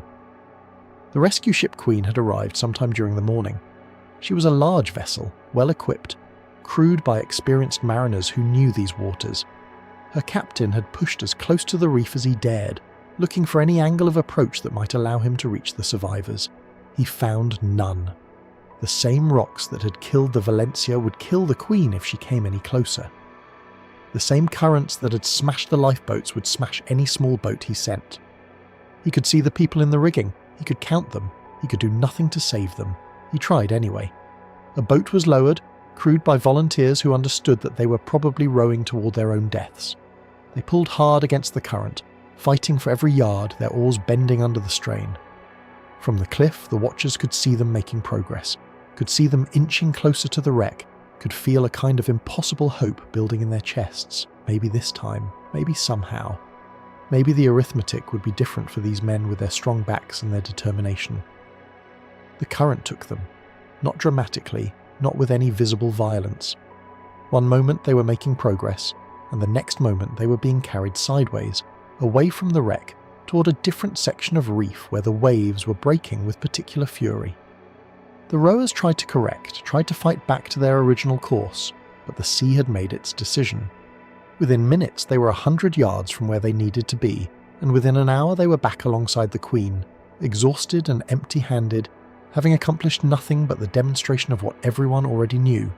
The water between the ships was not water. It was a wall. It was a verdict. It was the sea saying no in a language that admitted no appeal.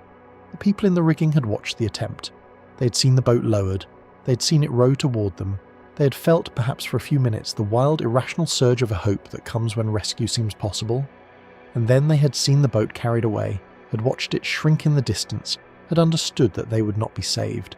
They kept singing. What else was there to do? What gesture remained to them? What statement? What act of will? They could not swim to shore. The water was too cold, the current too strong, the distance too great. They could not signal for help that was not coming. They could not repair the ship, could not refloat it, could not undo the navigational errors that had put them on this reef in the first place. They could only hold on and wait and hope that somehow, impossibly, they would survive long enough for conditions to change. Conditions did not change. The evening came, the second evening, and with it came a new swell from the open Pacific. This swell was larger than the ones before, a product of distant storms that had been building for days, and when it reached the coastline, it did so with a force that seemed almost personal. The first of the big waves hit the Valencia around 6 o'clock, and from the cliff the watchers saw the whole ship shudder, saw pieces of the upper deck tear away and spin into the foam, saw the rigging sway wildly as the mast absorbed the impact.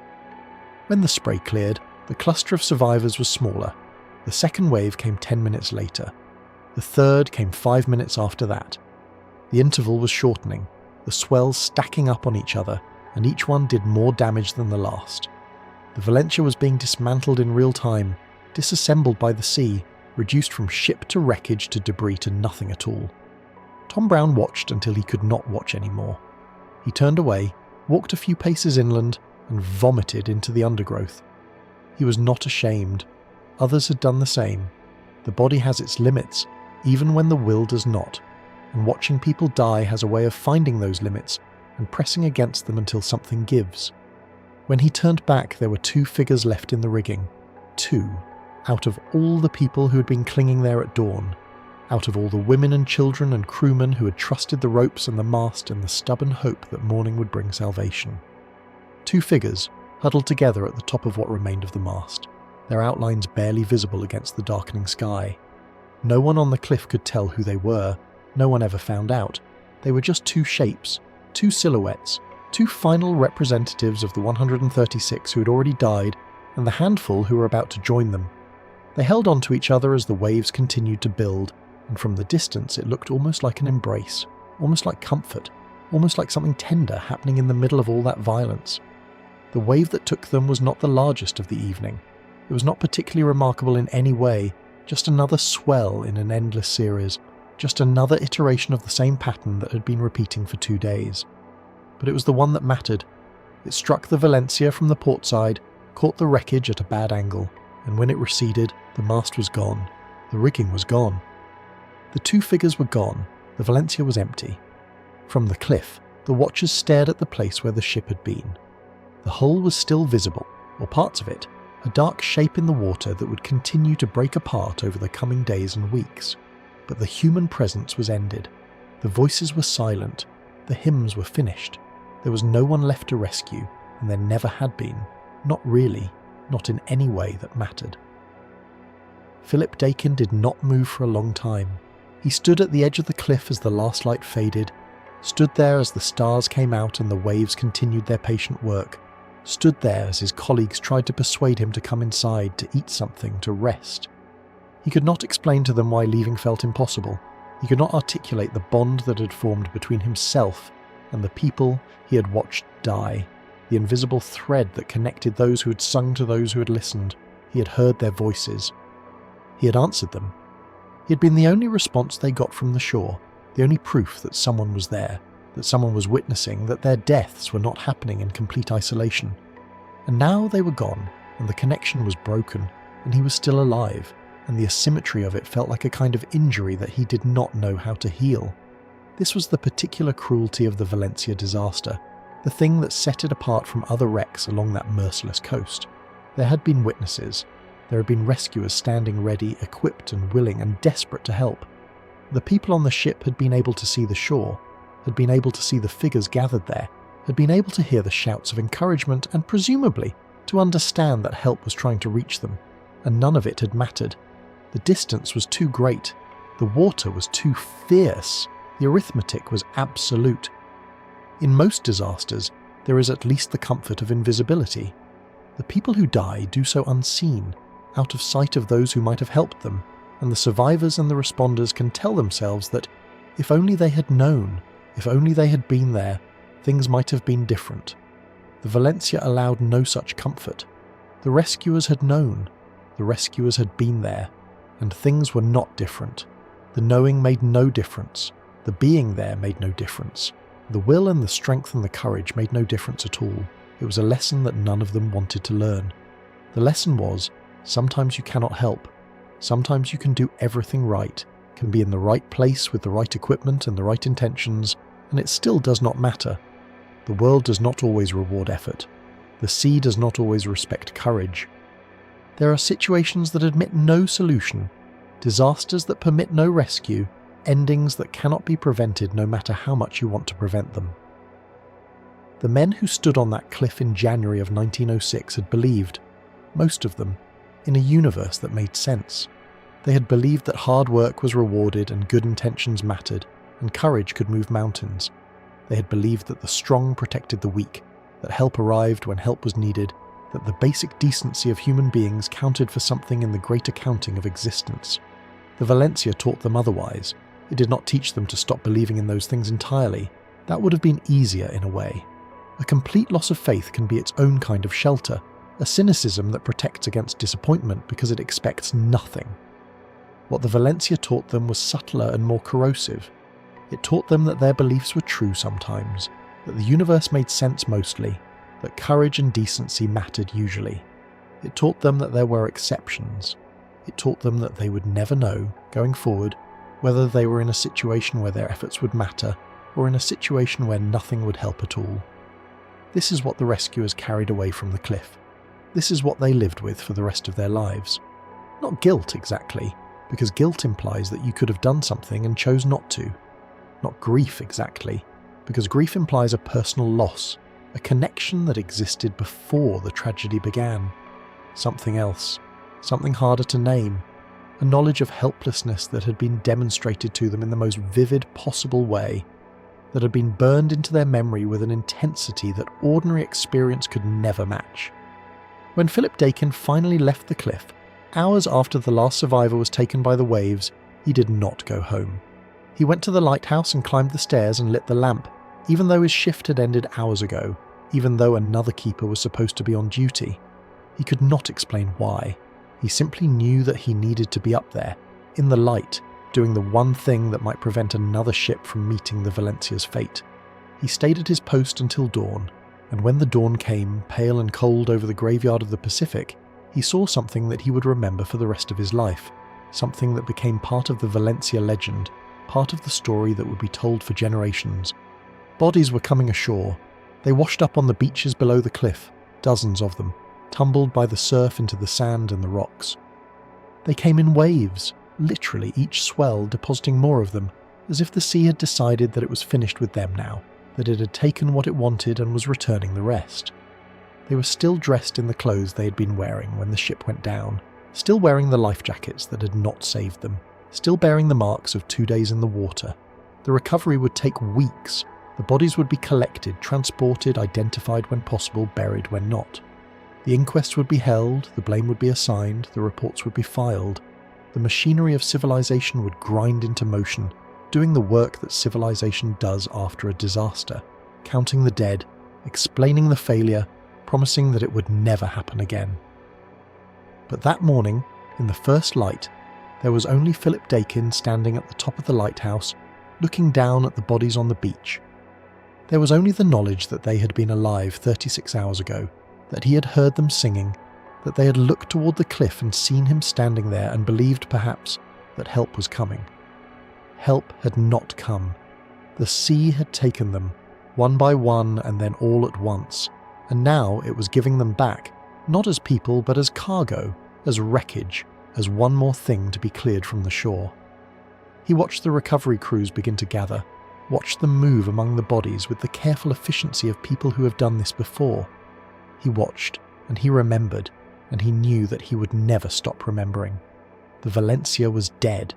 Her passengers were dead. Her crew was dead. The women who had stood in the rigging were dead. The children who had cried for their mothers were dead. Captain Johnson was dead, still on his bridge or somewhere in the debris field, waiting to be found. And Philip Dakin was alive. That was the fact of it. That was the equation that could not be balanced. He had witnessed, and he had survived, and now he would live with the witnessing for as long as he lived at all, which turned out to be another 37 years. 37 years of lighting the lamp and watching the sea and knowing what the sea could do and had done and would do again. The Valencia disappeared beneath the waves on the morning of January 24th, 1906. By nightfall, the sea had returned 108 bodies to the shores of Vancouver Island, depositing them along 7 miles of coastline like the remnants of some terrible flood. The recovery crews worked through the darkness with lanterns, moving from body to body, checking for signs of life they knew they would not find, making notes on clothing and personal effects that might aid in identification. They found wedding rings. They found pocket watches stopped at various times, frozen records of individual moments of death. They found photographs in waterproof cases, kept close to the heart, images of wives and children and parents who would receive telegrams in the coming days. They found letters that would never be read, Christmas gifts that would never be opened, tickets to destinations that would never be reached. The bodies told their own stories, for those who knew how to read them.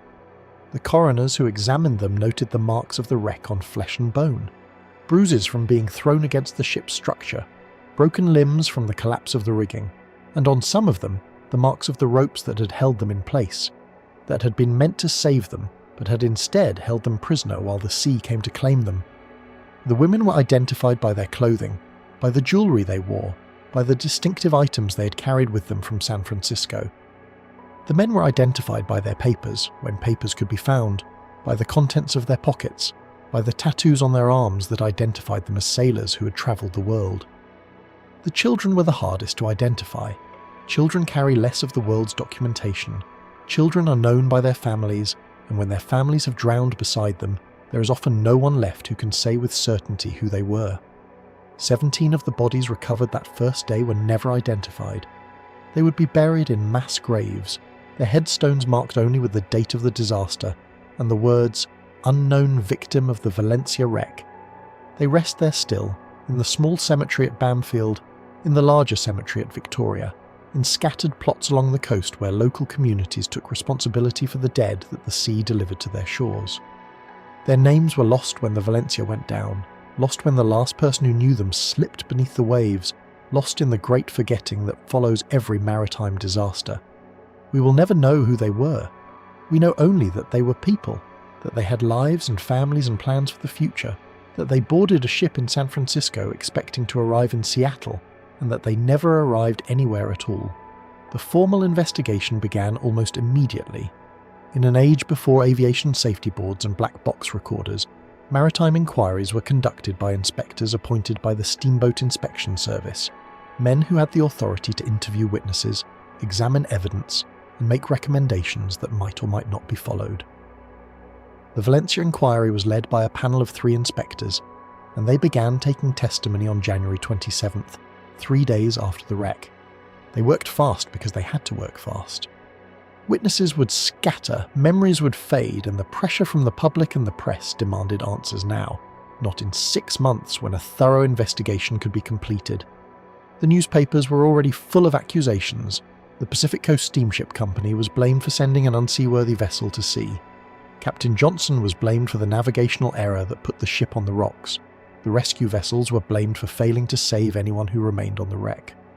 The federal government was blamed for not maintaining adequate life-saving stations on that stretch of coast. Everyone was blamed, and in the chaos of blame, the inspectors tried to find the truth. The testimony they gathered filled hundreds of pages. Survivors told their stories, each one slightly different from the others, each one filtered through the trauma of what they had experienced. Frank Lean, one of the 9 men who had reached shore on the raft, described the moment the Valencia struck and the chaos that followed. He spoke of the crew's efforts to launch the lifeboats, of the terrible failures as boat after boat was swamped or capsized, of the decision to take his chances on the makeshift raft rather than wait on the wreck for a rescue that might never come. He spoke of the 18 hours he spent in the water, clinging to the raft, watching his companions die around him until he finally felt sand beneath his feet and crawled up onto the shore more dead than alive. He spoke of the cold that had stayed with him, that seemed to have settled into his bones and would never entirely leave. His hands shook as he testified. He would never go to sea again. Frank Bunker, the only passenger to survive who had remained on the ship until the final hours, described what he had witnessed from the deck. He spoke of Captain Johnson's calm demeanour in the face of catastrophe, of the captain's attempts to maintain order as the situation deteriorated. He spoke of the women in the rigging, of the children held aloft by their parents, of the terrible moment when he realised that no one was coming to save them. He spoke of his own escape, of the decision to trust himself to a piece of wreckage rather than go down with the ship, of the hours in the water before he was pulled from the surf by men who had climbed down the cliff face. He spoke of the guilt that came with survival, the sense that he had lived only because others had died, that his place in the lifeboat or on the raft had been purchased with someone else's life. The inspectors listened and wrote and asked their careful questions, and at the end of his testimony, Frank Bunker broke down and wept. He was not the only survivor to do so, but the most devastating testimony came not from the survivors of the Valencia. It came from the rescuers who had watched from the shore, from the cliffs, from the decks of the Queen and the Salvor and the Tsar. It came from the men who had been close enough to see the faces of the dying and had been unable to reach them, who had listened to the hymns and the screams and the silence that followed. Thomas Shields, the boatswain from the Tsar who had led the shore party up the Darling River, testified about what he had seen from the cliff above the wreck. He described the women lashed to the rigging, the way they had waved to the rescuers, the way the waves had climbed higher with each passing hour until the women stopped waving because there were no women left to wave. He described the moment when he had called down to the wreck, asking if there was anything he could do, and someone had called back that they needed boats, just boats, and he had known that there were no boats to send. His voice was steady as he spoke, but his eyes were not. He had seen something that could not be unseen, and he would carry it with him for the rest of his life. The inspectors asked him why a rescue line had not been attempted. He explained about the cliffs, about the overhangs, about the absolute impossibility of getting a line down to the wreck from the position where his party had reached the shore. He explained that he had considered trying anyway, had thought about lowering a man on a rope to see if he could reach the survivors, but the cliff face offered no purchase, no ledge where a rescuer could stand, no way to rig the kind of breeches buoy apparatus that had saved lives at other wrecks on other coasts. The geometry of the disaster had been perfect in its cruelty. The Valencia had gone aground in the one place along that coast where rescue from the shore was physically impossible, in the one place where the cliffs themselves became barriers rather than aids to survival. If the ship had struck 100 yards to the north or 100 yards to the south, a line might have been possible. If the ship had struck at high tide rather than low, the survivors might have been close enough to the cliff top to jump for the ropes. If the weather had been clear instead of foggy, the rescue ships might have arrived in time. If. The investigation was full of ifs, each one more painful than the last, each one a door that had almost opened but had remained forever closed. Captain Cousins of the Queen testified about his decision not to approach the wreck on that first night. The night when approaching might still have saved lives. He explained his reasoning carefully, methodically, as if he had rehearsed it many times in his own mind. He spoke of the fog, of the dangerous currents, of the rocks that had already claimed one ship and would happily claim another. He spoke of his responsibility to his own passengers and crew, of the calculus he had been forced to make between the certain danger of approaching in darkness and the uncertain possibility of saving anyone if he did. He spoke of his belief that the Valencia would hold together through the night, that there would be time in the morning to mount a proper rescue, that the situation was dire but not yet hopeless. He had been wrong about that, and he knew it now, and the knowledge sat heavily on him as he spoke. but he maintained that his decision had been the right one given what he knew at the time, that any other captain would have made the same choice, that the blame lay not with him, but with the circumstances that had made rescue impossible. The inspectors were not entirely convinced. Their questions grew sharper as the testimony continued, pressing Cousins on whether he had made sufficient effort to communicate with the wreck, whether he had considered sending his own boats inshore, whether he had fully understood the urgency of the situation. Cousins defended himself with the weary determination of a man who knows that his reputation is on the line, that his career might not survive the inquiry regardless of its official findings. He had done what he thought was right. He had been wrong. Those two facts could coexist, but the coexistence brought no comfort. The most damning testimony concerned the Topeka, the ship that had passed within earshot of the Valencia on that first terrible night, and had failed to respond. The Topeka had heard the distress signals, the rockets, the whistles. Her captain had even seen the glow of the fires that the Valencia had lit on deck as signals. But the Topeka had continued on her way, had not altered course, had not investigated, had left the Valencia alone in the darkness when investigation might have made all the difference. The captain of the Topeka was not present at the inquiry.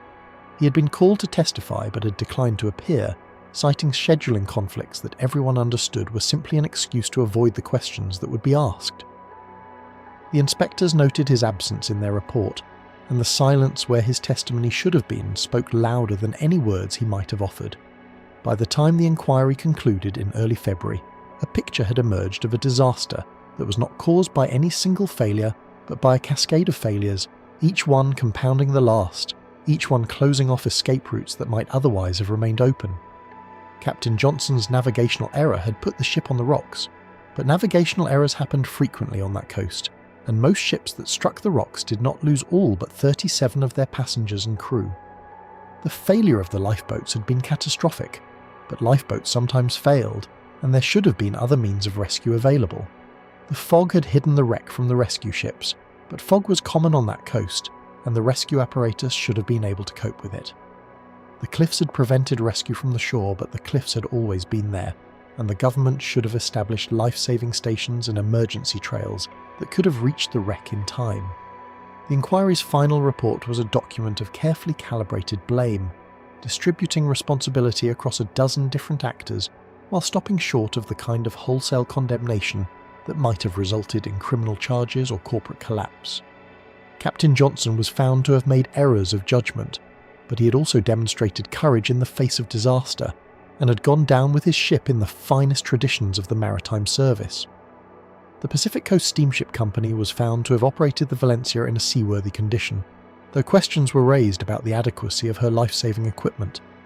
The rescue vessels were found to have made reasonable decisions given the information available to them, though the report noted that more aggressive action might have saved additional lives. The Canadian government was found to have neglected the establishment of adequate life-saving apparatus on that stretch of coast, and the report recommended the immediate construction of new lighthouses, the deployment of life-saving crews, and the creation of an emergency trail that would allow rescuers to reach any point along the graveyard of the Pacific within hours of a disaster. The report satisfied no one. The families of the dead wanted accountability, wanted someone to be punished for what had happened to their loved ones, and the report offered no punishment, only explanations and recommendations. The shipping companies wanted vindication, wanted to be told that they had done everything possible to save their passengers, and the report's lukewarm assessment of their actions fell short of the complete exoneration they sought. The newspapers wanted a villain, a clear and simple story of greed or negligence or cowardice that could be told in headlines and editorials, and the report's nuanced analysis of cascading failures made for poor copy. The survivors wanted closure, wanted to know that their suffering had meant something, that the deaths they had witnessed would lead to changes that would prevent future disasters, and while the report promised changes, promises were easy to make and harder to keep.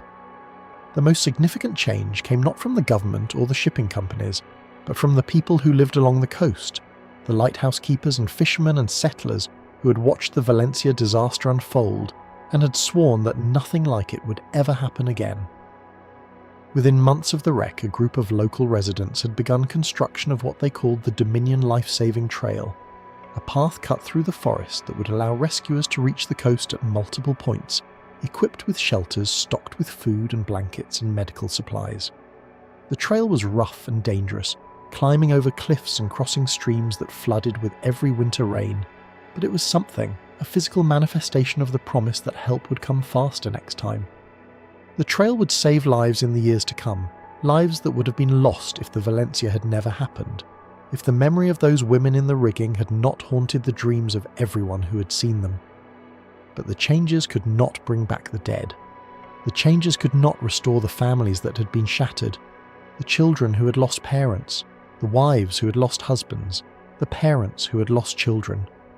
The changes could not erase the memory of what had happened on that cliff, could not give peace to the men who had watched and been unable to help. The inquiry ended.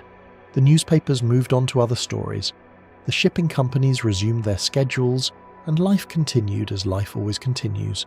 The current of events flowing over the wreck of the Valencia as the current of the sea flowed over her bones, wearing away the details until only the outline remained. Philip Dakin stayed at his post for another 4 decades, lighting the lamp at Carmana Point, watching the ships pass in the night, listening for the sounds of distress that might come at any moment. He became something of a legend along the coast, the old keeper who had seen the Valencia disaster, who could tell stories of that night that would make grown men weep. He told those stories sparingly, only when asked, and only to people he trusted to understand their weight. He did not tell them for entertainment. He told them as a warning, as a reminder of what the sea could do, as a testament to the dead who could no longer speak for themselves. He kept their memory alive in the only way he knew how, by refusing to let them be forgotten, by making sure that every new keeper who came to work under him understood what had happened here and what could happen again. The graveyard of the Pacific continued to claim ships. The trail and the new lighthouses and the improved rescue services reduced the death toll, but they could not eliminate it entirely. The sea was too powerful, the coast too treacherous, the margin for error too thin. Ships would continue to go aground, would continue to break apart on the rocks, would continue to spill their passengers into waters too cold for survival. But after the Valencia, more of those passengers would be rescued. More of them would be reached in time. More of them would live to tell their own stories, to add their voices to the chorus of survivors who had passed through the graveyard and emerged on the other side. And the Valencia herself remained where she had fallen, her hull slowly disintegrating under the pressure of the waves, her cargo scattering across the seafloor, her bones settling into the mud and the sand. For years, pieces of her washed ashore, fragments of deck planking, twisted pieces of metal, personal belongings that had somehow escaped the initial destruction. Fishermen would find these relics in their nets, would recognize them for what they were, would say a quiet word for the dead before throwing them back into the sea, or carrying them home as mementos of a disaster that had become part of the region's identity. The Valencia had become a ghost ship, a story that the coast itself seemed to remember, a presence that could be felt in the fog and the cold and the ceaseless rhythm of the waves. But there were other stories, stranger stories, stories that had nothing to do with relics and everything to do with the unquiet dead. The first reports came within weeks of the disaster. Fishermen working the waters near Pachina Bay reported seeing a lifeboat drifting in the fog, a boat that matched the Valencia's specifications, moving slowly through the water as if propelled by some unseen force. When they approached to investigate, the boat vanished, disappeared into the mist as if it had never been there at all. They reported the sighting to the authorities, who dismissed it as a hallucination brought on by exhaustion and grief, the mind playing tricks in a place that had seen so much death so recently. The fishermen accepted this explanation, or said they did, but they avoided that stretch of water when the fog came in, steered wide of the place where they had seen the phantom boat. The reports continued. The following summer, a group of surveyors mapping the coastline for the new life-saving trail reported seeing a boat offshore, a small craft that appeared to be carrying passengers, silhouettes hunched over oars that moved in unison but produced no sound. They called out, received no response, watched the boat until it rounded a point and disappeared from view. They searched for it the next day, found nothing, no boat, no trace of passage, no explanation for what they had seen. They filed a report with their superiors, who filed the report in a drawer where it was forgotten for years until a local historian, researching the Valencia disaster, discovered it and added it to the growing collection of similar accounts. The sightings were never frequent, never reliable, never consistent enough to serve as evidence of anything beyond the human tendency to see patterns in chaos. But they were persistent. Every few years, someone would report seeing a boat in the waters off Pachena Bay, a boat that did not respond to hails, a boat that moved against the current and vanished into the fog. Sailors dismissed the stories as superstition, as the kind of folklore that accumulated around any maritime disaster, the ghost ships and spectral warnings that had been part of seafaring tradition since men first ventured out of sight of land. But the stories persisted, passed from one generation of coastal residents to the next, each telling adding small details that might or might not have been there in the original. And then, 27 years after the Valencia went down, something happened that could not be dismissed as folklore or imagination. In 1933, a fisherman named John Peterson was working his nets in a small cove on the western shore of Vancouver Island, a cove that had no name and saw almost no visitors, accessible only by a difficult hike through old-growth forest or by boat in the calmest weather. He had come there seeking solitude, seeking the kind of catch that accumulated in waters that other fishermen avoided, and he found something else entirely. In the back of the cove, wedged into a gap between two massive boulders, was a lifeboat. It was old, clearly old, its paint faded and its wood weathered to a uniform grey. The brass fittings were green with verdigris. Barnacles encrusted its hull below the waterline, and above the waterline the wood was dry and cracked, suggesting that it had been there for years, perhaps decades, lifted into its resting place by some exceptional tide and left behind when the waters receded. Peterson approached it carefully, half expecting it to be a hallucination, half expecting it to vanish like the phantom boats of the old stories. It did not vanish. It was real as the rocks around it, as real as the cold water that lapped at his own boat's hull. He climbed up onto the rocks to examine it more closely, and what he found made the hair stand up on the back of his neck. The lifeboat was one of the Valencias. He could see the name clearly, despite the weathering, painted on the bow where it had been painted more than a quarter-century ago, Valencia, and in the bottom of the boat, covered with leaves and debris and the accumulated detritus of years of exposure to the elements, were bones, human bones. Peterson stood there for a long time, looking at what the sea had finally given back. The bones were scattered, disturbed by animals over the years, bleached by sun and rain and the slow passage of time. He counted what he could identify. Parts of several skeletons, at least 6 individuals, perhaps more.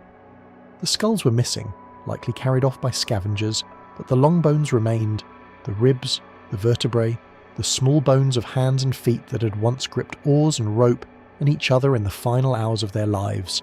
They had been here for 27 years. 27 years, while the world moved on, while the inquiry closed its investigation, and the White Star Line paid its settlements, and the survivors grew old and tried to forget. 27 years, while children who had lost parents on the Valencia became adults and had children of their own. 27 years, while the lighthouse that should have saved them kept its beam, sweeping across the water, and the life-saving trail that was built in their memory began to show its first signs of wear.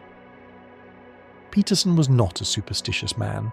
He had spent his life on the water, and he knew that the sea did not return what it took easily, but it did return things sometimes, when the currents and tides aligned in ways that no one could predict. He knew that this was not a ghost, not a phantom, but a real boat that had drifted for God knows how long before finding its final resting place in this forgotten cove. But knowing that did not make the sight any less terrible. These had been people. They had climbed into this boat hoping to reach safety, hoping to see their families again, hoping to survive. They had rowed or drifted or both, and somewhere along the way they had died. Perhaps they died of exposure, their bodies too weakened by the cold water and the relentless rain to survive even after they escaped the wreck. Perhaps they died of thirst, surrounded by water they could not drink, waiting for rescue that never came. Perhaps some of them died of injuries sustained during the wreck or the desperate launch into the surf, and the others watched them die and kept rowing anyway, kept hoping anyway, until hope itself became impossible to sustain. There was no way to know. The bones could not tell their story. They could only testify to the fact that it had ended here, in this narrow cleft between two boulders, in a cove that had no name. Peterson marked the location and made his way back to civilization. He reported his find to the authorities, who dispatched a small party to investigate. The investigators confirmed what Peterson had seen: a Valencia lifeboat, weathered but unmistakable, containing the remains of multiple individuals. They collected the bones carefully, reverently, and brought them back for what examination was possible with the forensic techniques of 1933. The remains were too degraded, too fragmentary, to permit identification. There was no way to know which of the Valencias missing these bones had once been.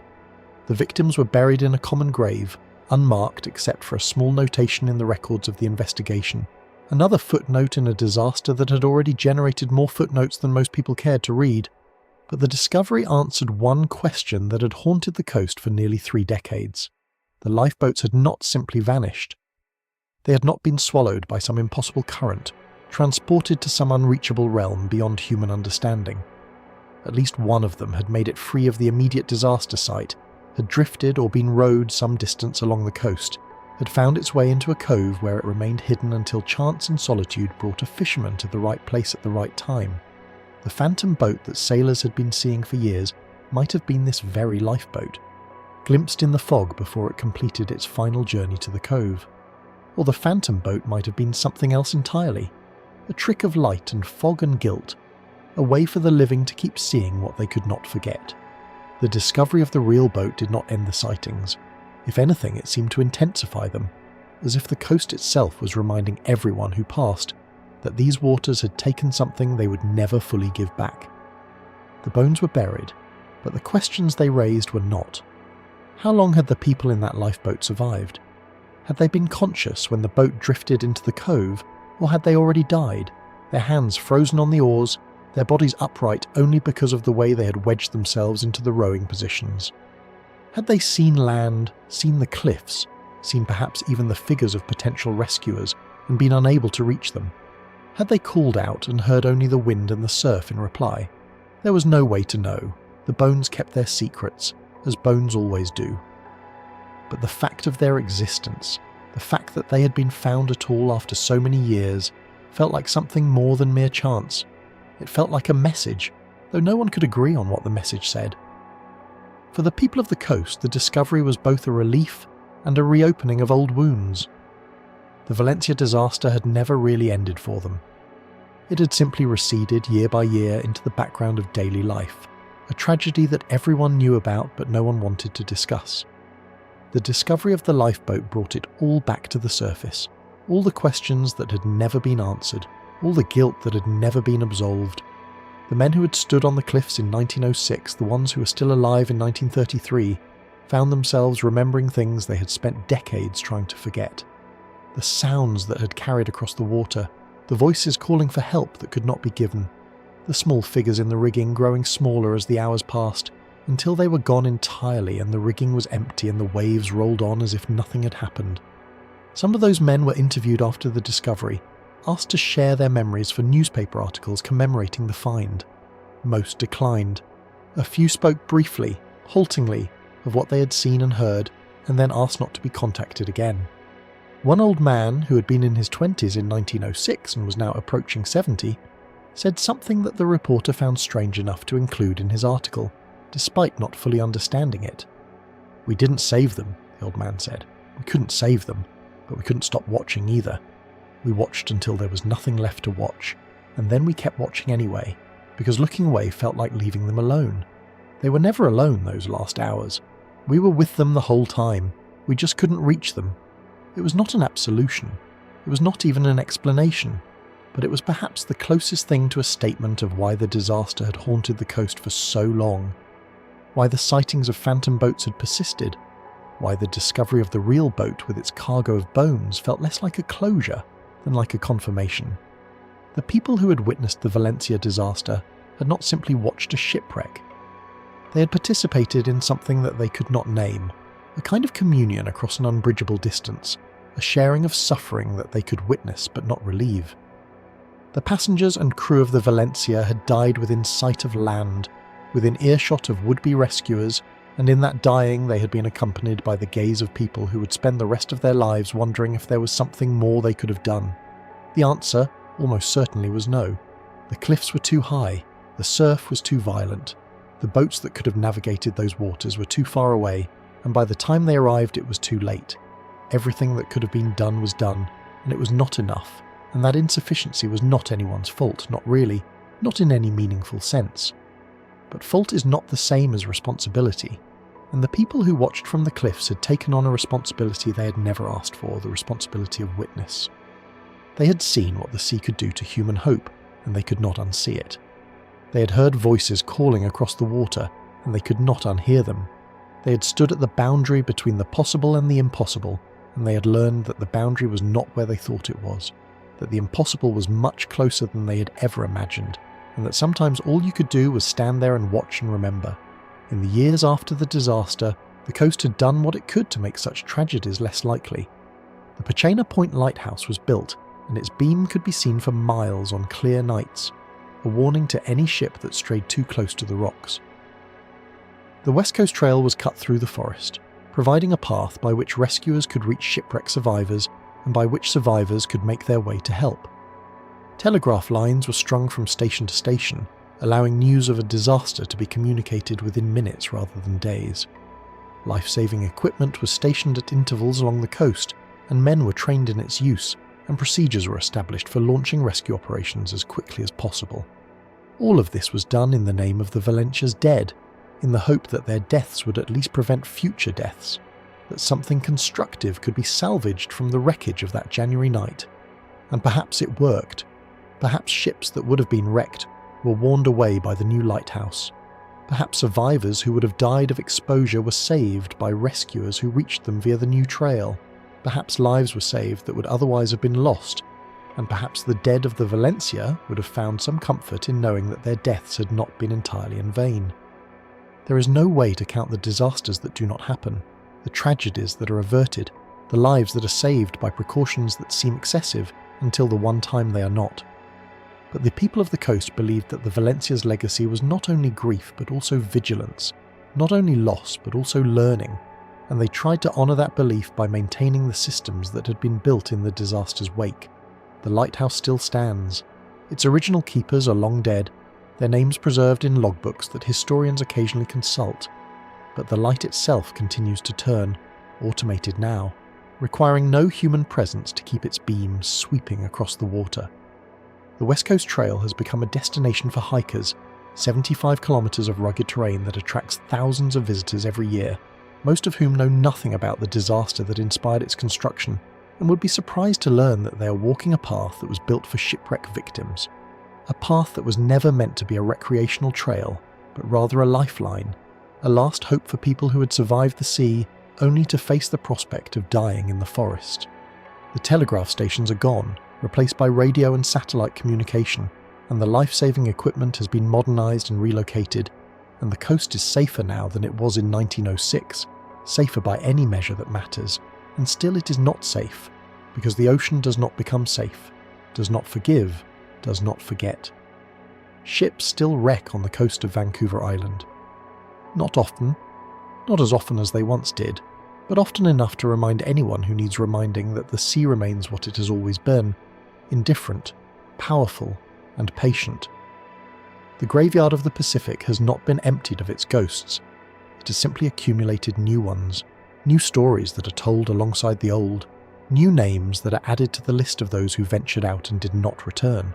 The Valencia is the most famous of these stories, but it is not the last, and it will not be the last until ships stop sailing and the ocean rises to reclaim the land that borders it.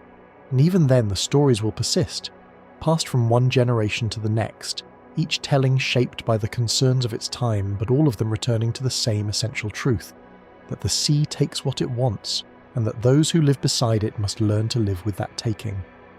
The bones that John Peterson found in 1933 are still buried somewhere on Vancouver Island, their exact location lost to time and bureaucratic indifference. No marker identifies them, no monument commemorates the 6 or more people whose remains they represent.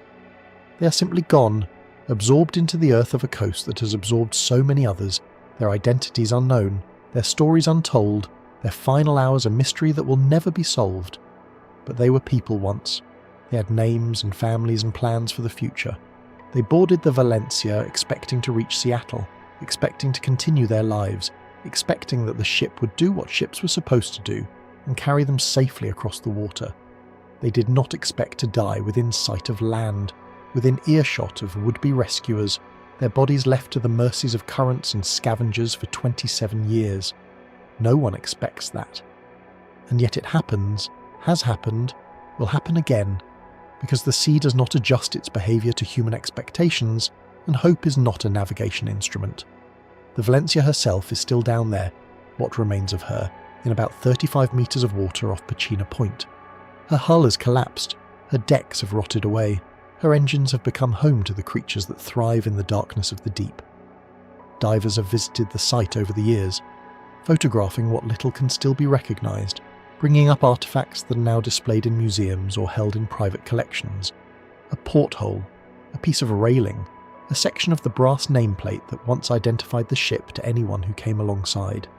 These objects are all that remain of a vessel that once carried hundreds of people across thousands of miles of ocean. A vessel that was someone's pride and someone else's investment, and a third person's ticket to a new life. They are fragments of a story that can never be fully reconstructed, evidence of a tragedy that can never be fully understood. But the real monument to the Valencia is not the wreck or the artifacts or even the lighthouse that was built in her memory. The real monument is the coast itself, the cliffs that the rescuers could not descend, the surf that the boats could not penetrate, the stretch of water that has been called the graveyard of the Pacific for as long as anyone can remember. The real monument is the fog that still rolls in from the ocean, reducing visibility to nothing, turning the world into a grey emptiness in which direction has no meaning, and distance cannot be judged. The real monument is the sound of the waves against the rocks, the sound that has not changed in the century since the Valencia went down, the sound that the passengers and crew heard in their final hours, the sound that the rescuers heard as they stood on the cliffs and watched and could do nothing. Listen to that sound if you ever find yourself on that coast. Listen to it and remember that once, on a night in late January, 136 people heard that same sound and knew that it meant the end of everything. Remember that they were not sailors or adventurers, not people who had signed up for danger, but ordinary passengers on an ordinary voyage, travelling from San Francisco to Seattle because they had business there, or family there, or simply because that was where life had led them. Remember that they expected to arrive, expected to disembark, expected to continue their lives as if the voyage had been nothing more than a minor interruption in the flow of ordinary existence. Remember that the sea had other plans, and that no amount of hope or prayer or desperate effort was enough to change those plans, and that the people who tried to help could only stand and watch and remember. The sea keeps its dead. It holds them close, in the darkness and the cold, in the places where light does not reach and time moves differently. It releases them sometimes, a bone here, a lifeboat there, a story that surfaces decades after the event and reminds the living that the past is never as past as they would like to believe, but it never releases all of them. There are bodies in the waters off Vancouver Island that will never be found, names on the passenger manifest of the Valencia that will never be connected to remains, stories that ended in the surf and the fog and the indifferent crash of waves against rock. They are part of the ocean now, part of its history, part of the long accounting that the sea keeps of everything it has taken. And on certain nights, when the fog rolls in and the visibility drops to nothing, sailors still report seeing a boat in the water. A small boat, old-fashioned, carrying figures that do not respond to hails, oars that move in unison but make no sound. The boat drifts through the fog, heading nowhere in particular, visible for a moment before the grey swallows it again. Some sailors say it is a trick of light and shadow, a pattern that the human brain imposes on randomness because the brain cannot accept randomness, cannot accept that sometimes things have no meaning. Other sailors do not say anything at all. They simply steer wide of the place where they saw it, add a few minutes to their journey, arrive at their destination without mentioning what they witnessed to anyone who might think them superstitious or foolish. The phantom boat is probably not real. The sightings are probably not evidence of anything beyond the persistence of human memory and the power of suggestion. But the people in that boat were real once. as real as you or I, and they died in a way that no one should have to die, visible and unreachable, hoping and abandoned, calling out to a shore that could hear them but could not help them. Perhaps the phantom boat is nothing more than a story that the living tell about the dead, a way of keeping them present in a world that has mostly forgotten them. Perhaps it is a way for the coast itself to remember what happened there, to ensure that the Valencia and her passengers are not consigned entirely to the archives and the history books. Or perhaps, in some way that we do not have the vocabulary to express, the dead do not entirely leave the places where they died. Perhaps something of them remains, not a ghost in the traditional sense, not a spirit seeking revenge or resolution, but a residue, an echo, a trace of the fear and hope and desperation that they felt in their final hours. Perhaps the phantom boat is simply what happens when that residue becomes visible, when the conditions are right and the fog is thick, and the living eye is prepared to see what it usually does not see. It does not matter. What matters is that they are remembered. What matters is that someone, reading this or hearing this, will think of them not as statistics in a maritime disaster, but as people who lived and hoped and feared and died.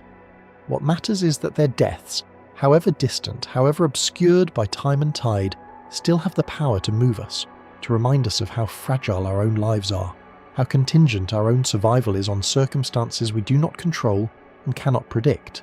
The rescuers who stood on those cliffs in January 1906 knew something that the rest of us are usually spared. They knew what it felt like to be confronted with a need they could not meet, a suffering they could not relieve, a death they could not prevent. They knew what it felt like to stand at the edge of the possible and find that the possible was not enough. They carried that knowledge with them for the rest of their lives, a weight that never lightened, a memory that never faded. Some of them died young, perhaps worn down by what they had witnessed. Others lived into old age, perhaps learning to live with it, perhaps simply learning to live around it, the way you live around a wound that never quite heals. They are all gone now, the rescuers and the rescued, the witnesses and the witnessed. The last survivor of the Valencia disaster has been dead for decades. The last person who stood on those cliffs and watched the ship go down has been dead for decades. No one remains who saw it with their own eyes, heard it with their own ears, felt the helplessness and the grief in their own body.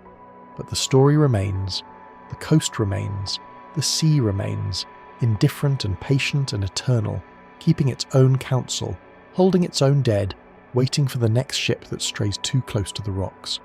Somewhere out there, in the fog and the darkness, the Valencia is still sinking. The women and children are still lashed to the rigging, still waiting for rescue that will not come. The lifeboats are still launching into the surf, still disappearing into the grey, still carrying their passengers toward a fate that no one will ever fully know. The rescuers are still standing on the cliffs, still watching, still hoping against hope that something will change, that some miracle will occur, that they will be able to do what they cannot do.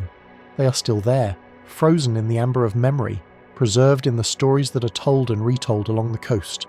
They will always be there, as long as anyone remembers, as long as the sea keeps taking and the living keep watching.